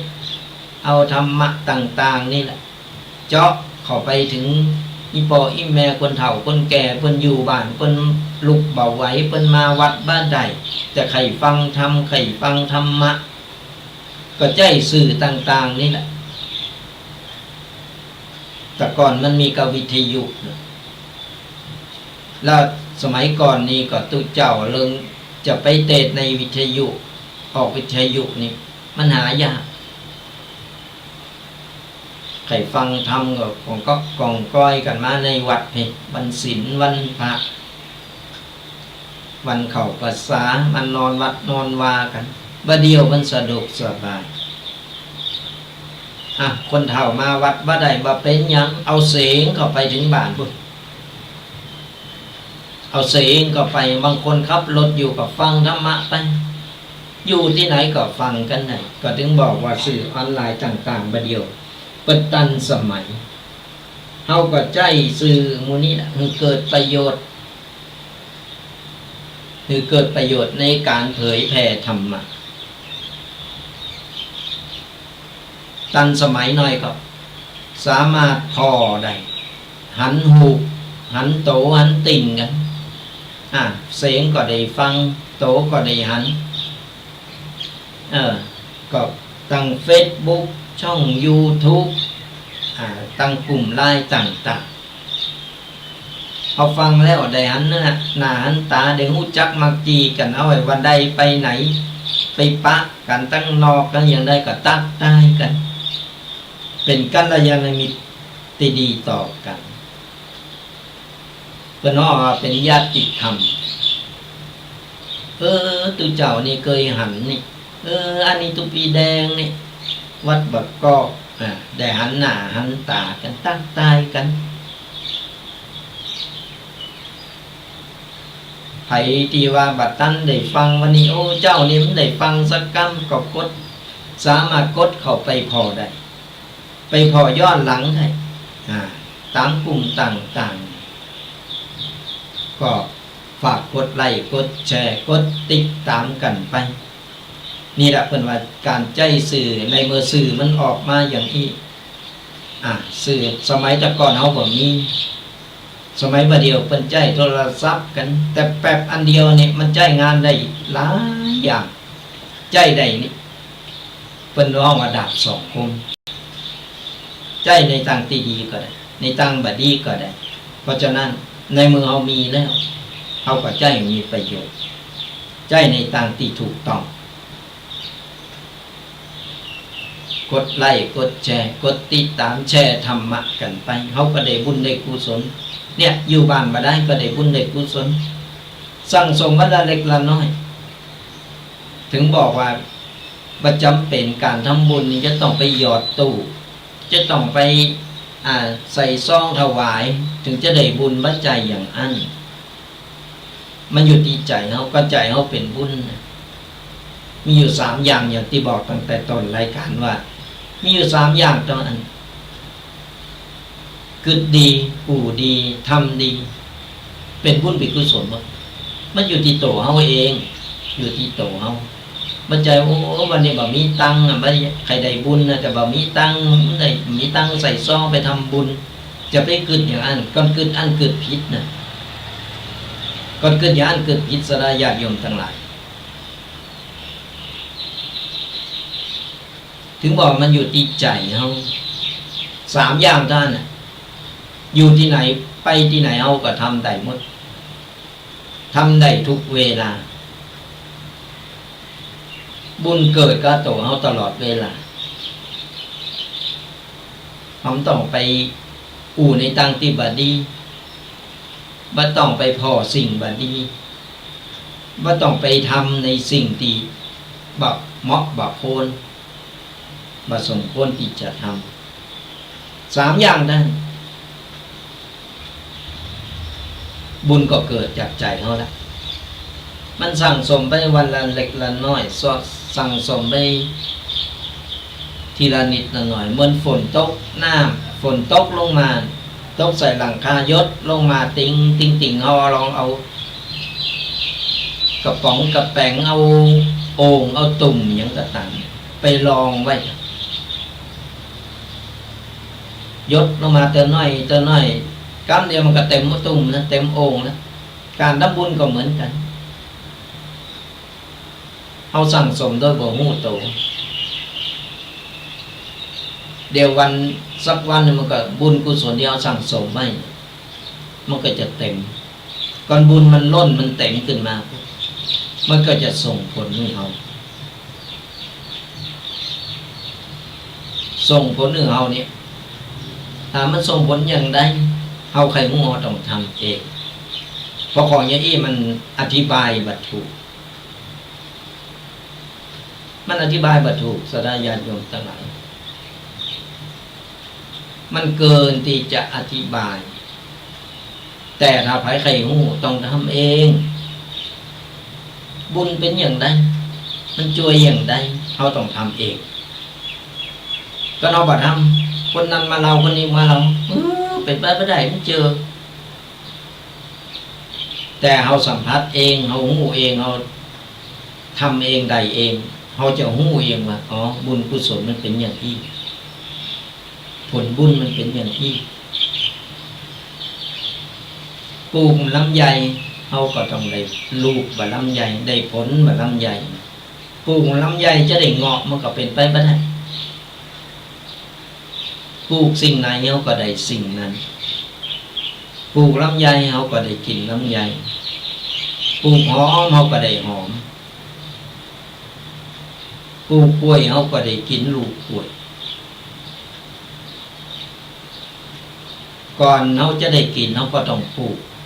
ต้องเพาะต้องบ่มมันรดน้ำมันหือปุ๋ยมันถึงจะเจริญเติบโตเจริญงอกงามขึ้นมาลำไยเนี่ยเอาประคับประคองมาแต่ต้นน้อยก้ามันเอามาปลูกก็มันพ่นดินมันรดน้ำมันใส่ปุ๋ยมันก็เจริญเติบโตงอกงามใหญ่ขึ้นมาแต่กิ่งก้านสาขาออกดอกออกผลมาหือหมหือเงากะเฮา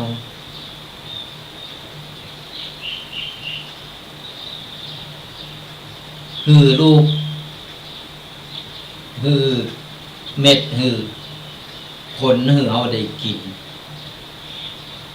หือหมหือเงาได้หือเฮาได้พักผ่อนได้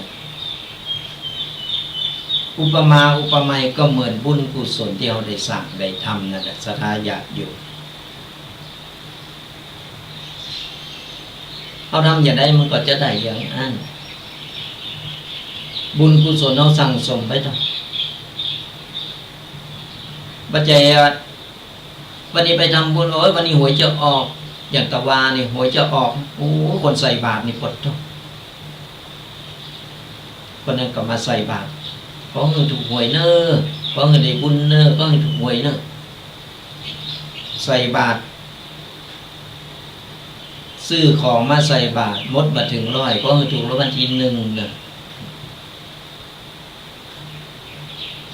เวลาประถูมาปุ๊บก็เพราะตุเจ้านั่นนะกะนะแล้วมันเกี่ยวอะไรจัง มันเป็นอย่างนั้นสดาญาติโยมทั้งหลายไม่ใช่ว่าทำปุ๊บได้ปั๊บได้อะมันได้แต่มันสั่งสมเอาไว้มันได้อย่างน้อยก็คือได้ใจไม่ต้องไปคิดหวังผลกำไรวันนี้ทำบุญเตาอีจะได้เตาอันทำหน่อยได้บุญหนักซื้อบุญ20 บาทจะได้100มันเป็นไปบ่ได้อย่างน้อยเอาใส่บาตรทำบุญเกิดจากใจเขาละอันดับแรกแล้วบุญกุศลที่เขาอุทิศไปตีเขาได้สั่งสมเอาไว้มันก็จะได้เอาไปเก็บไว้ไปเหาะเก็บหอมรอมริบเอาไว้แล้วที่เขาอุทิศไปคือคนนั้นคนนี้เปิ้นได้กินได้รอยก็เขาเปิ้นก็จะแผ่บุญกุศลก็คือเขาอวยพรเขา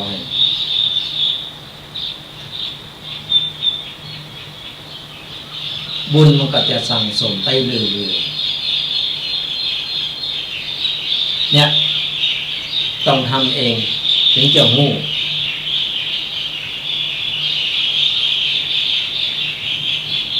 เพราะว่ามันเป็นของละเอียดใครบ่ทำมันก็บ่ได้ใครทำคนใดทำคนนั้นก็ได้อาราสดาญาติโยมทั้งหลายไปมาพอนาฬิกาเหลืองเกินชั่วโมงตอนนี้เราจะเปิดสายหน้าไมค์กันนะฟังกระตุกเจ้าขายเฮ็ดลมประเดี๋ยวเฮ็ดมันออกเลย อย่างเดียวมันก็ไม่ได้เขาก็จะได้ฟังสดาญาติโยมได้ได้ได้เสนอแนะได้ตักตายกันได้รู้จักกันตอนนี้เราจะเปิดสายหน้าไมค์กันแล้วเนอะโทรกันเข้ามาสดาญาติโยมทั้งหลายตอนนี้เปิดสายหน้าไมค์แล้วเนอะ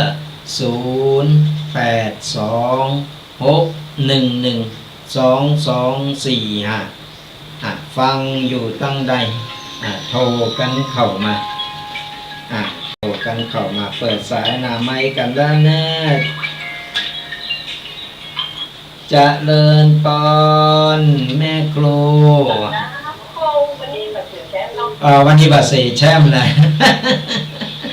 วันนี้ number 1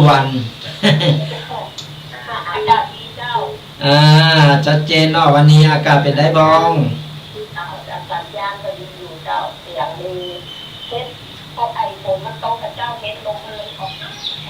วันนี้ มีกันแน่กันแหน่เนาะ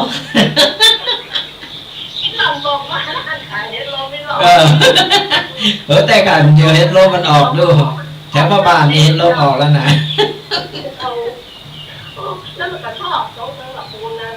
ใช่ประเดี๋ยวก็มือตึกมาแล้วมันโอมอย่าได้โอมเฮ็ดจะออกเฮ็ดออกก็ออกเฮ็ดลมก็ออกนั่นเด่นอนุโมทนาบุญด้วยเนอะวันนั้นหอมปัจจัยมาให้ลงบุญในการปล่อยป่าไปปล่อยป่าอนุโมทนาบุญรักษาติดตามหลักตัวกันไปเนอะเป็นแฟนรายการกันไปวันนี้เป็นnumber 1นี่ไม่ยอมเสียแชมป์บุญรักษาอนุโมทนาบุญกับเพิ่นตนสายแต่เจ้าซ่อนมาโทรกันเข้ามาเนอะฟังอยู่ตั้งใดก็โทรมามามาตักมาตายกันรายงานโตกันโดนแต่เจ้าสายซ่อนกันเนาะโทรกันเข้ามามาแล้วเนอะขออนุญาตนับสายนะเจริญพรนมัสการครับผมแฟนนั่นแท้วันนี้ตัวเจ้าเทวดามานี่เทวบุตรละชัดเจนเนาะวันนี้โอ้ยัดแก้วดังใจจับเนาะ104 วัดไฟหินครับเนาะชัดเจนเนาะชัดเจน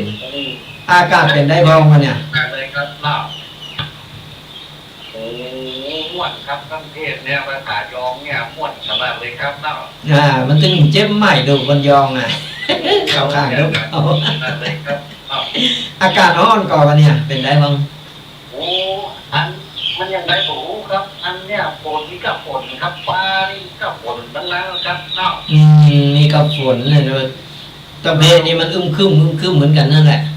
มัน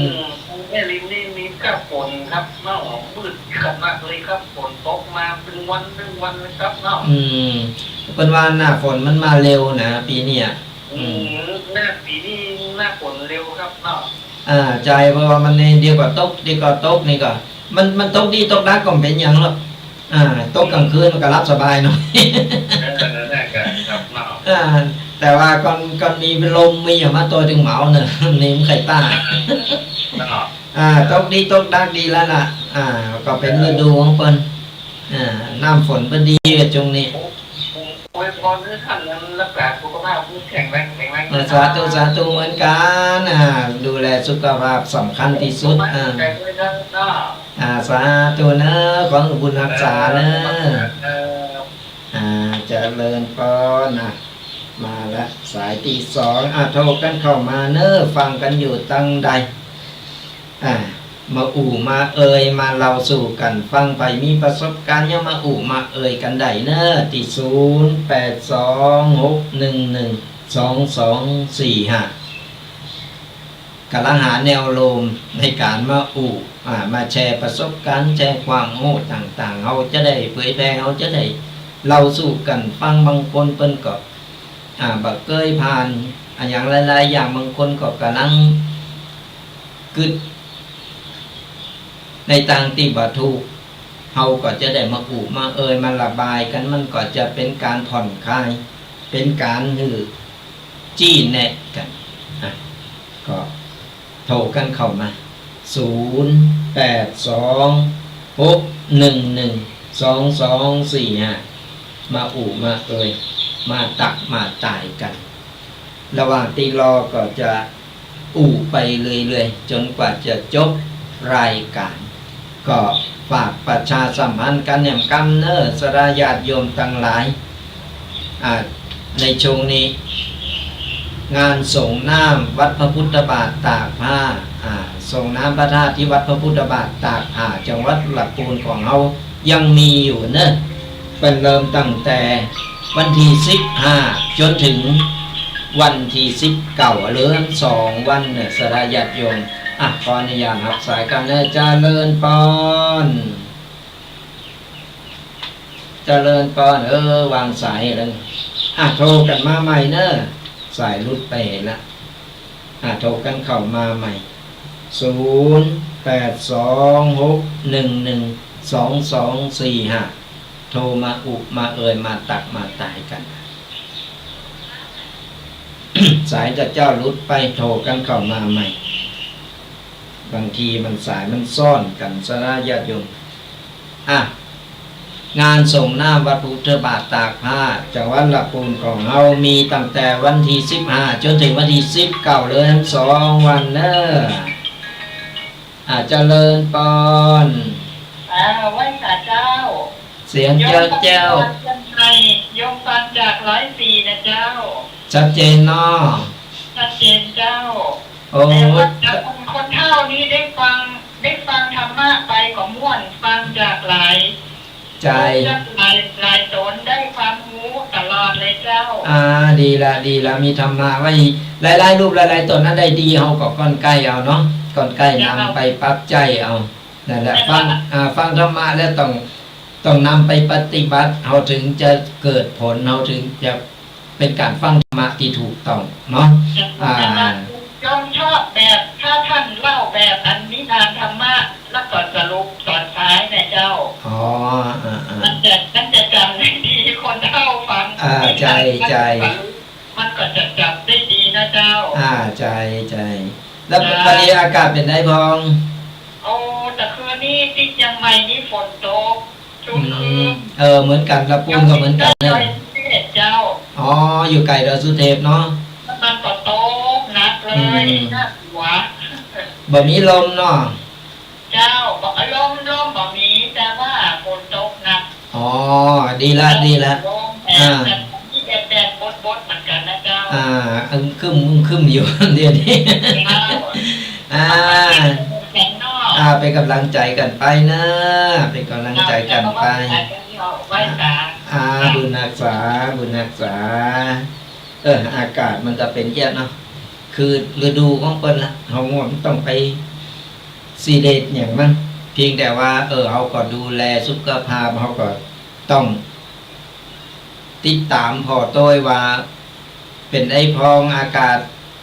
จะเป็นฟ้าเป็นฝนเป็นลมอย่างไรเขาจะได้ระวังถูกเอามันใจมากระลึกตึกตักเวลากังมามันเยะอย่างทำอย่างมันบ่ถูกกึดหน้าบ่ถึงหลังเนี่ยเพราะฉะนั้นเราต้องเกมโตเกมใจเกมกายกันโดยเฉพาะคนเฒ่าคนแก่ก็ไปลืมดูแลสุขภาพโตกับหัวอากาศมันเย็นฝนจะตกแล้วก็ห่มผ้าให้เยอะยังก็ทำยังก็ต้องให้มันเจ้าหน่อยพอมืดมาฝนตั้งเข้ามาบางทีก็ฝนตกกูกับไฟดับหลายตีที่นี่ก็เหมือนกันไฟมันชอบดับเวลาฝนตกฟ้าห้องก็ลุ่มมีไฟก็ดับนี่กังหน้ากังหลังเยะอย่างพ่อบ่ถูกหาอย่างก็ปัดตันอันนั้นอยู่หันอันนี้อยู่ไหนวุ่นวายกันไปหมดเพราะฉะนั้นต้องเกมว่าเฮาก็บอกว่ามันธรรมชาติมันจะเกิดขึ้นเมื่อใดอย่างใดเฮาก็บอกว่าเกมติดเกมนี่ไว้เกมพร้อมกันเอาไว้ไผมีไฟฉายติดชาร์จแบตได้ก็ชาร์จไว้ให้เต็มไผมีเกงพายุบ่เดียวนี้มันไขหันนะไผมีตะเกงไผมีโกมมีเตนมีอย่างที่มันไก่ตัวเกมไหมยิงคนเฒ่าคนแก่เนี่ยไฟฉายติดติดโตเอาไว้นะเวลากระลึกตึกตักขึ้นมาเนี่ยมันเอาก็ยังมีอย่างที่เป็นแสงสว่างเวลาไฟดับมันกู้กันหันหลายตีก็บ่นงั้นฝนตกปุ๊บเอาละไฟดับแล้วก็ดับมัน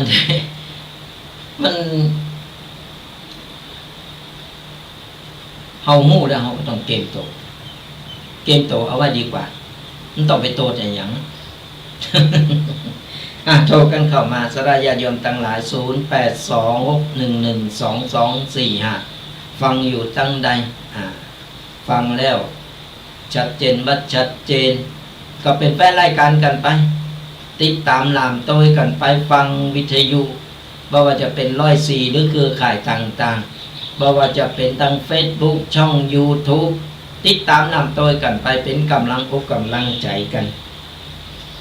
ตู่เจ้าก็จะได้มีกำลังอกกำลังใจในการที่จะไปสอบ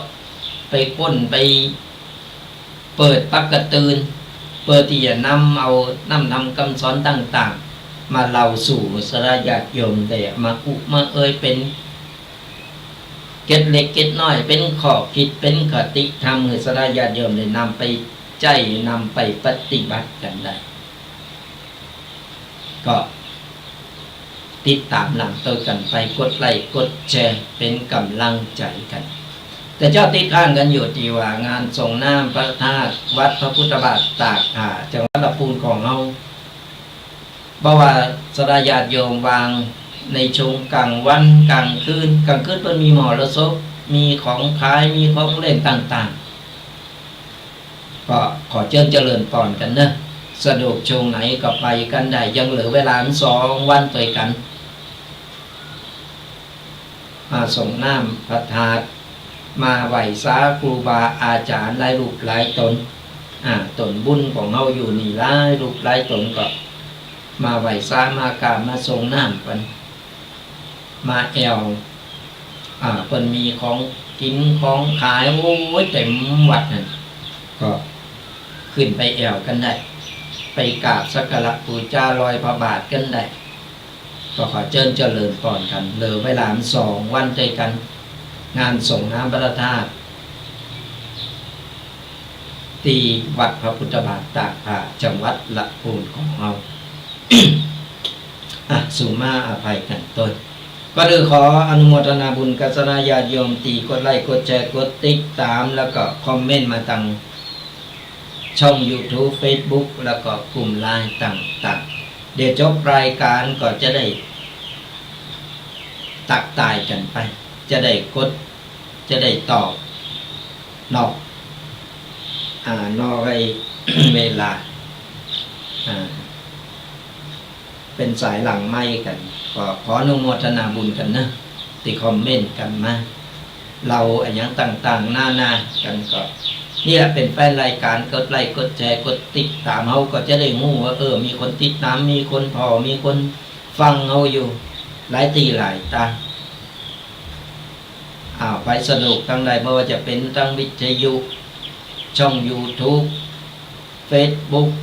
กลุ่มไลน์หันตั้งใดก็กดไลค์กดแชร์กันไปพอย้อนหลังกันได้มาฟังย้อนหลังกันได้ว่าเป็นอู่อย่างนั้นลืมไปละมากดไลค์กดแชร์กดติดตามกดย้อนหลังฟังกันได้ ยังมีเวลาเหลือจะได้ญาติโยมทั้งหลายโทรกันเข้ามาโทรมาอุบมามาตักมาตายก็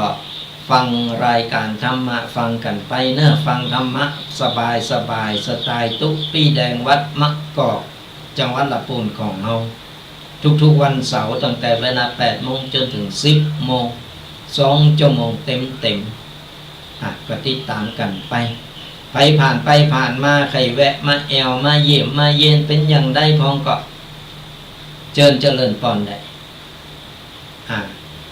ขอเจริญก่อนมาแอวแวะเวียนกันได้แต่ตักตายกันมาก่อนเนอะ โทรมาบอกลงหน้าก่อนว่าจะมาเป็นหมู่คณะหรือจะมาอย่างไรก็ตักตายกันมาก่อนบางทีเขาก็ติดงานช่วงนี้งานก็หนักกว่าหลายอยู่แต่ว่านี่ก็ไปประชุมสัมมนากับของพระนักเทศน์จังหวัดลำพูนที่วัดแม่สารป่าขามก็ไปเพิ่มเติมความรู้ต่างๆเนี่ยเปิดที่จะนำมาพัฒนามาปรับใจในการเอามาอู่มาเตะกัสนาญาติโยมกันก็ได้หลายๆอย่างในข้อคิดหลายๆอย่างในการไปประชุมในการไปสัมมนาก็จะมีกระพระนักเทศน์ประธานอบตไปเขาก็ได้ข้อคิดต่างๆเพื่อนำมาปรับใจในการที่จะมาอู่มามาเตะกัสนาญาติโยมกันสราญาติโยมก็เหมือนกันฟังธรรมะแล้วว่าครูบาอาจารย์รูปใดตนใดก็ตามรายการได้ก็ตามก็สามารถฟังแล้วก่อนก้อนใกล้เอานำมาปรับใจในชีวิตนำไปปรับใจหรือว่าไปบอกลูกสอนหลานก็ได้วันนี้ฟังธรรมะทุกปีแดงท่านแดงก็ได้ขอคิดอันนี้มาพออย่างน้อยก็ต่อยอดไปนั่นก็เป็นบุญนะเป็นบุญไปกุศลอยู่ได้ถึงวันนี้ก็เพราะบุญจะไปกินบุญเก่ารอกับบุญเก่ากินกับบุญเก่าบุญเก่าหมดเมื่อใดมันก็เหมือนน้ำมันในโกมของเขาหมดเมื่อใดก็น้ำมันหมดไฟมันก็หมดบุญเราต้องเติมบุญเราเกิดมาพอมีบุญเก่าหนุนนำเราก็ต้องเกิดมาแล้วเรามีโอกาสมีวาสนามีบุญวาสนาได้มาพบปะพระศาสนาพุทธของเราได้ฟังน้ำธรรมคำสอนจากพระสัมมาสัมพุทธเจ้าถือว่าโชคดีเรามีบุญเราก็ใจบุญนี้เติมบุญใหม่เข้าไปเติมมันเต็มก็อย่างที่บอกบุญไผ่ทำกับคนนั้นได้มันต้องไปรอว่า เดี๋ยวหมดบุญไปนะเดี๋ยวถึงมีคนมาตามหาลูกหลานเป้อเลอะมันต้องไปรอมันต้องไปหวัง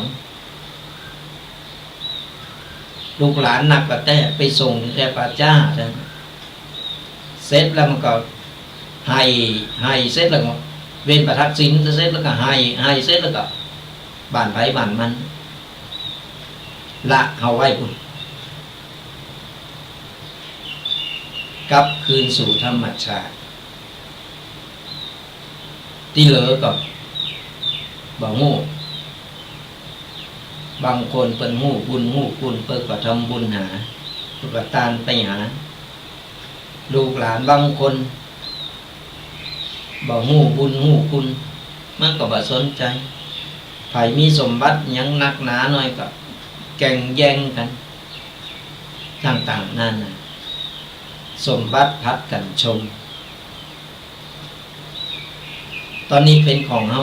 ต่อไปก็เป็นของคนอื่นมันก็สืบต่อไปนั่นแหละถึงบอกว่ามีสมบัติพัสถานหนักหนามีมากมายขนาดไหนก็ตามเอาไป300 ล้าน800 ล้านอะไรยังก็ตามตายไปหมุนไหนเนี่ยสักอย่าง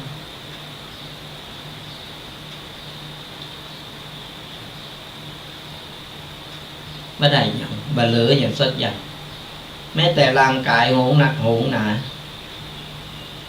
มันก็เอาไปไม่ได้สิ่งที่จะได้ก็คือที่หูกันบาปกับคุณท่านถึงบอกมันสร้างคุณงามความดีกันเอาทำไปเตอะไผว่าได้กับจางมันเอาทำดีของเราทำไปเตอะขออนุญาตหักสายกันได้เจริญพรข้าพเจ้าทุกเจ้าแดงจากข้างในหาวันนี้แม่อยู่เชียงใหม่สันทรายเทอ่ะสันทรายเป็นได้บองสันทรายหลวงเจ้าเป็นได้บองอากาศเจ้าจากภาษาพระครูอันวิสุวรรณตัวเจ้าเป็นฟังอยู่วัดจิรินแล้วฮะโอ้พระครูวัดจิรินวันนั้นไปที่ภาพพิษณุมรณภาพใจโอ้ถ้าทางเป็นดีเป็นนิ่งๆเนาะเป็นนิ่งโอ้ใจดีเนอะเป็นใจดี90 ปีเป็นเลี้ยงแม่เนาะใจบ้านไปอยู่ลำปางก็เคยไปหลายเตอมรณภาพเนี่ยว่าเราพิษณุน่ะดูแม่ดูแล้วถ้า50 วันไม่ไปอยู่หรอกตั้งวันนี้อ่ะค่ะใจแม่นะเจ้าเครื่องสีขาวมันไปวันนั้นพอดีอ่ะเจ้าลายกะก็ส่วนมากก็ทุกเจ้าไอ้ตีเป็นนับถือเป็นนี้กันไปกันนักกันหลายแหละไปกันนักกันหลายแต่ตอนแรกไปเมื่อคืนแล้วบ้านเป็นไก่เนาะลงดอยกับมาอ่ะแม่เขาขึ้นรถไปอย่าลูกสันทรายไปเวียงแต่ใช่ไก่หรอกไปกันหลายอยู่ก้าแม่เขาไป2 คน2 คนไป2 คน2 กันรถอีกไป2 คน2 กันรถละกันว่ามันได้ใจลูกหันไปใจดีละน่าประมาณได้อายุ54แต่เนาะคือกูสิ่งกูอย่างเนี่ยมันเอาไปรออายุรอนับอายุเนี่ยมันไม่ได้มันเอาถึงบอกว่ามันทุกวินาทีแหละมันเกิดขึ้นได้ตลอดเวลามันแน่นอนกำลังอูกันอยู่โต๊ะแบบบ้านไปแล้วจะได้จ้ะพระเจ้าแม่จะฟังตี5ประเทศเอาค่าทุกวันประเทศมามีส่วนวันเนาะโอ้ได้ที่เดียวเหมือนมรณภาพเลยว่ะนั่นแหละมันเป็นยานะมันไม่แน่บัดนอนเพราะฉะนั้นเนี่ยคือประเมินโต๊ะเก่าว่าวันต่อวันวันนี้เอาใจวันนี้เอาตื่นมาเฮายังโชคดีแม่ก็ว่า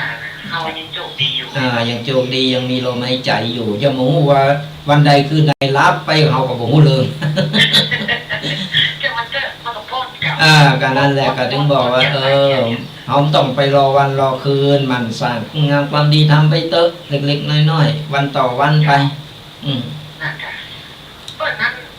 ประเดี๋ยวมันไล่จริงดังเนาะ อ๋อ ช่องใดมีมันไล่จริงเนี่ยโอ้ย ใจ ขนาดอยู่เกินนี่อำนาจเกินนี่แหงจ้ะ โอ้ก็นั่นแหละมันก็ถึงบอกว่า คือมันเป็นในมันเป็นอาวุธตีขาได้หมดมันขาได้หมดเพราะว่าจะเป็นอะไรอย่างก็ตามก็ถึงบอกว่ามันโอ้หลายอันหลายอย่างเนาะมัน แต่อะไรยังแม่ก็เคยไปมาลงว่ามันกว้างหรอ ใจก็นี่แหละ ก็เหลือเขาบอกมีเนาะ ก็นั่นแหละก็ถึงบอกว่า ก็เอาแยกแยะเอาฟังข่าวแล้วก็แยกแยะเอา แม่ แม่ เขามันต้องไปเหมาลงมันกูวงการมันมีหมดอ่ะมันมีตึงดีตึงให้ปะผลกันไปทุกวงการมีหมอดันวงราชการเป็นอย่างก็มีหลังเนี่ยเขาทำวงราชการวงหมอเนาะใจนั่นแหละก็ถึงบอกว่ามันเอาต้องไปนี่มันเอาพยายามทำโตของเขามันดีที่สุดก็ก่อนคือกูอย่างมีน้ำมีแม่น้ำมันมีป่ามันก็ต้องมีงูมันต้องมีงูตัวมันนี่แหละมันถึงบอกว่ามันอะไรยังก็ตามเขาต้องไปเอาฟังข่าวฟังข่าวไว้หูแล้วฟังหูไว้หูมันต้องไปตื่นกันนกนักนั่งถ้าว่าสบายก็อู้ถึงเนาะใจกับที่เปิ้นพัฒนาที่เปิ้นดีๆเปิ้นปฏิบัติเนี่ยมันจะเป็นข่าวดูงี้กันหมดอ่ะแต่ไอ้อย่างอี้ก็พูดคุยกันไปมาได้มาได้อ๋อเปิ้นเฒ่าไปแล้วเนาะนั้นไม่ไปเป็นอย่างก็แวะเว้นมาได้ก็นี่ก็แวะเข้ามาก็อยู่ติดกับวัดพระบาทนี่แหละวัดหมู่เกาะเจ้าเคยไปมาแล้วมันได้ไก่ก็ลูกเชียงใหม่ก็ละพูน่ะมันเจ๊ไก่ประเดี๋ยวมันไก่เด้อมันตามมันดีตามมันดี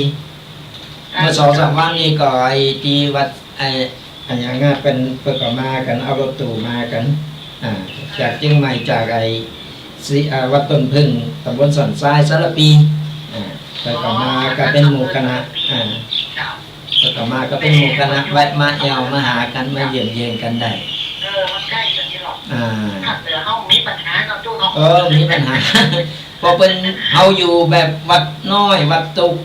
เขาก็มีตามเกิดก็สร้างมีตาได้ก็สร้างกันไปตาอันเขามีเงินเป็น8 ล้านเป็น5 ล้านมันเป็น3 ล้านมันเป็นแต่ก็ถ้าพูดเป็นร้อยล้านกันนั่นแหละทางเฮานี่กว่าจะได้พอสิ้นเดินมาในกระน้ำกับไฟอยู่เป็นตุกแต่ว่าเจ้าเดียวต้องใจมือถือใจคอมใจหยางใจไฟน้ำเนาะคือกูอย่างมันเอามาว่าเปิ้นก็บ่ได้มาจับผิดว่าอย่างนั้นอย่างนี้มันก็บ่ได้เพราะว่ามันเป็นยุคสมัยที่เฮาต้องทำแต่เอาใจมันมีประโยชน์เพราะว่าการใช้จ่ายมันก็มี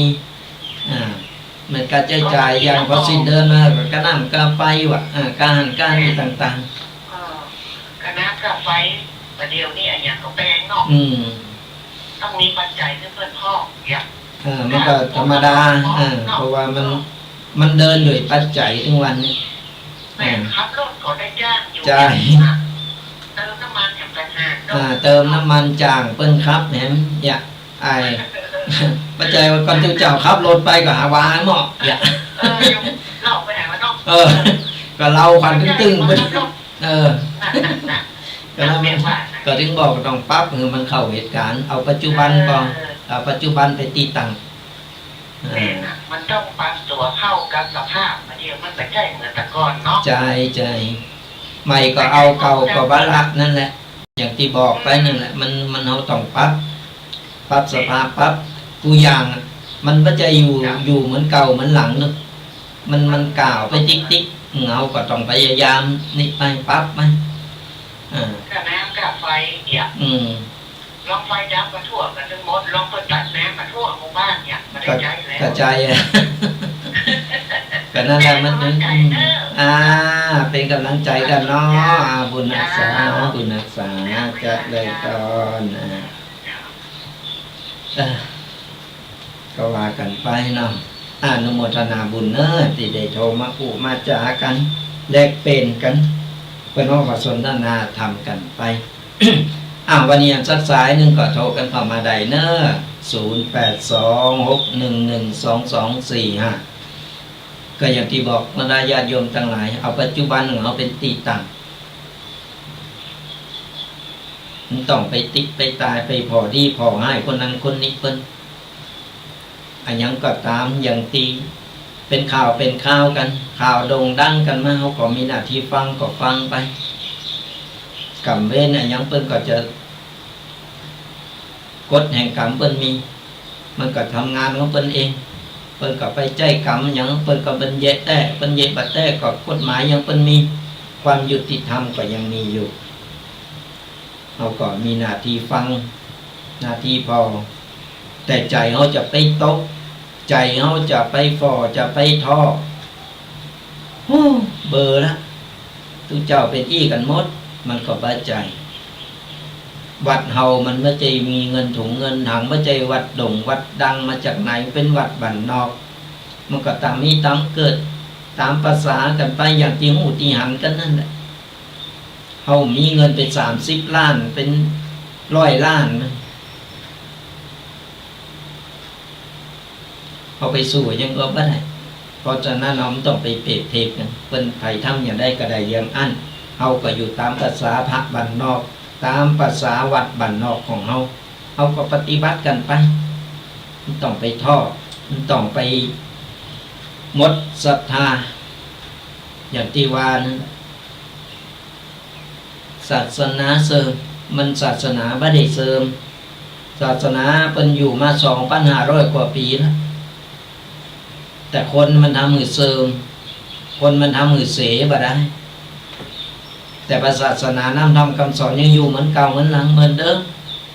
อยู่เหมือนอย่างมาอย่างนั้นก็อยู่อย่างนั้นแล้วก็จะอยู่ต่อไป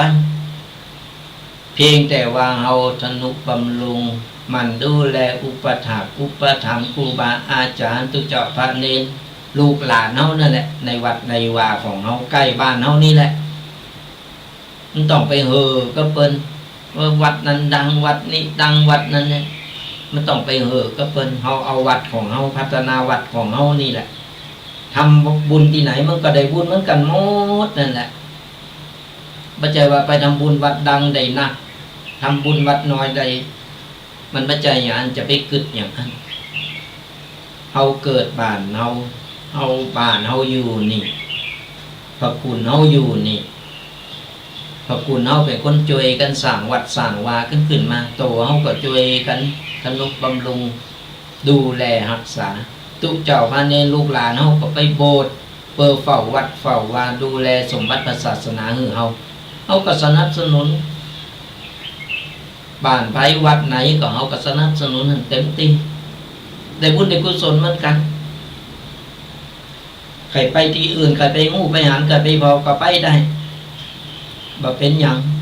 แต่ที่แน่ๆเฮาจะไปลืมวัดโตเก่าก็ไปวัดอื่นวัดที่เพิ่นดังๆเพิ่นโฆษณาเพิ่นใครไปแอวได้ไปทำบุญเล็กๆน้อยๆได้ด้วยจิตศรัทธาของเราการทำบุญที่ไหนมันก็เหมือนกันได้บุญเหมือนกันก็ฝากศรัทธาญาติโยมกันเอาไว้เอาละศรัทธาญาติโยมทั้งหลายอุไปอุมาก็พอเวลาแล้วเหลือ5 นาทีก็ติดตามนำโต้กันไปเนอะเป็นแฟนรายการกันไปอาตมาภาพก็จะได้นำเอาปกิณกะต่างๆมาเล่าสู่กันฟังเป็นเปิลกันเป็นญาติธรรมกันในการที่ว่าปู่จ๋ากันตั้งคนเฒ่าคนแก่อีพ่อแม่พ่ออุ้ยแม่อุ้ยฟังธรรมะอยู่ที่บ้านแบบสบายก็ติดตามหลับโตยกันไปสุดท้ายนี้ก็ขออวยพรกับศรัทธาญาติโยมตั้งอกตั้งใจรับพรกันเนอตั้งแต่นี้ต่อไปก็ขอให้ศรัทธาญาติโยมจุผู้จุคนจงหายทุกข์หายโศกหายโรคหายภัยหายเจ็บหายไข้นึกหวังสิ่งใดก็ขอให้สมปรารถนากุสิ่งกุประการ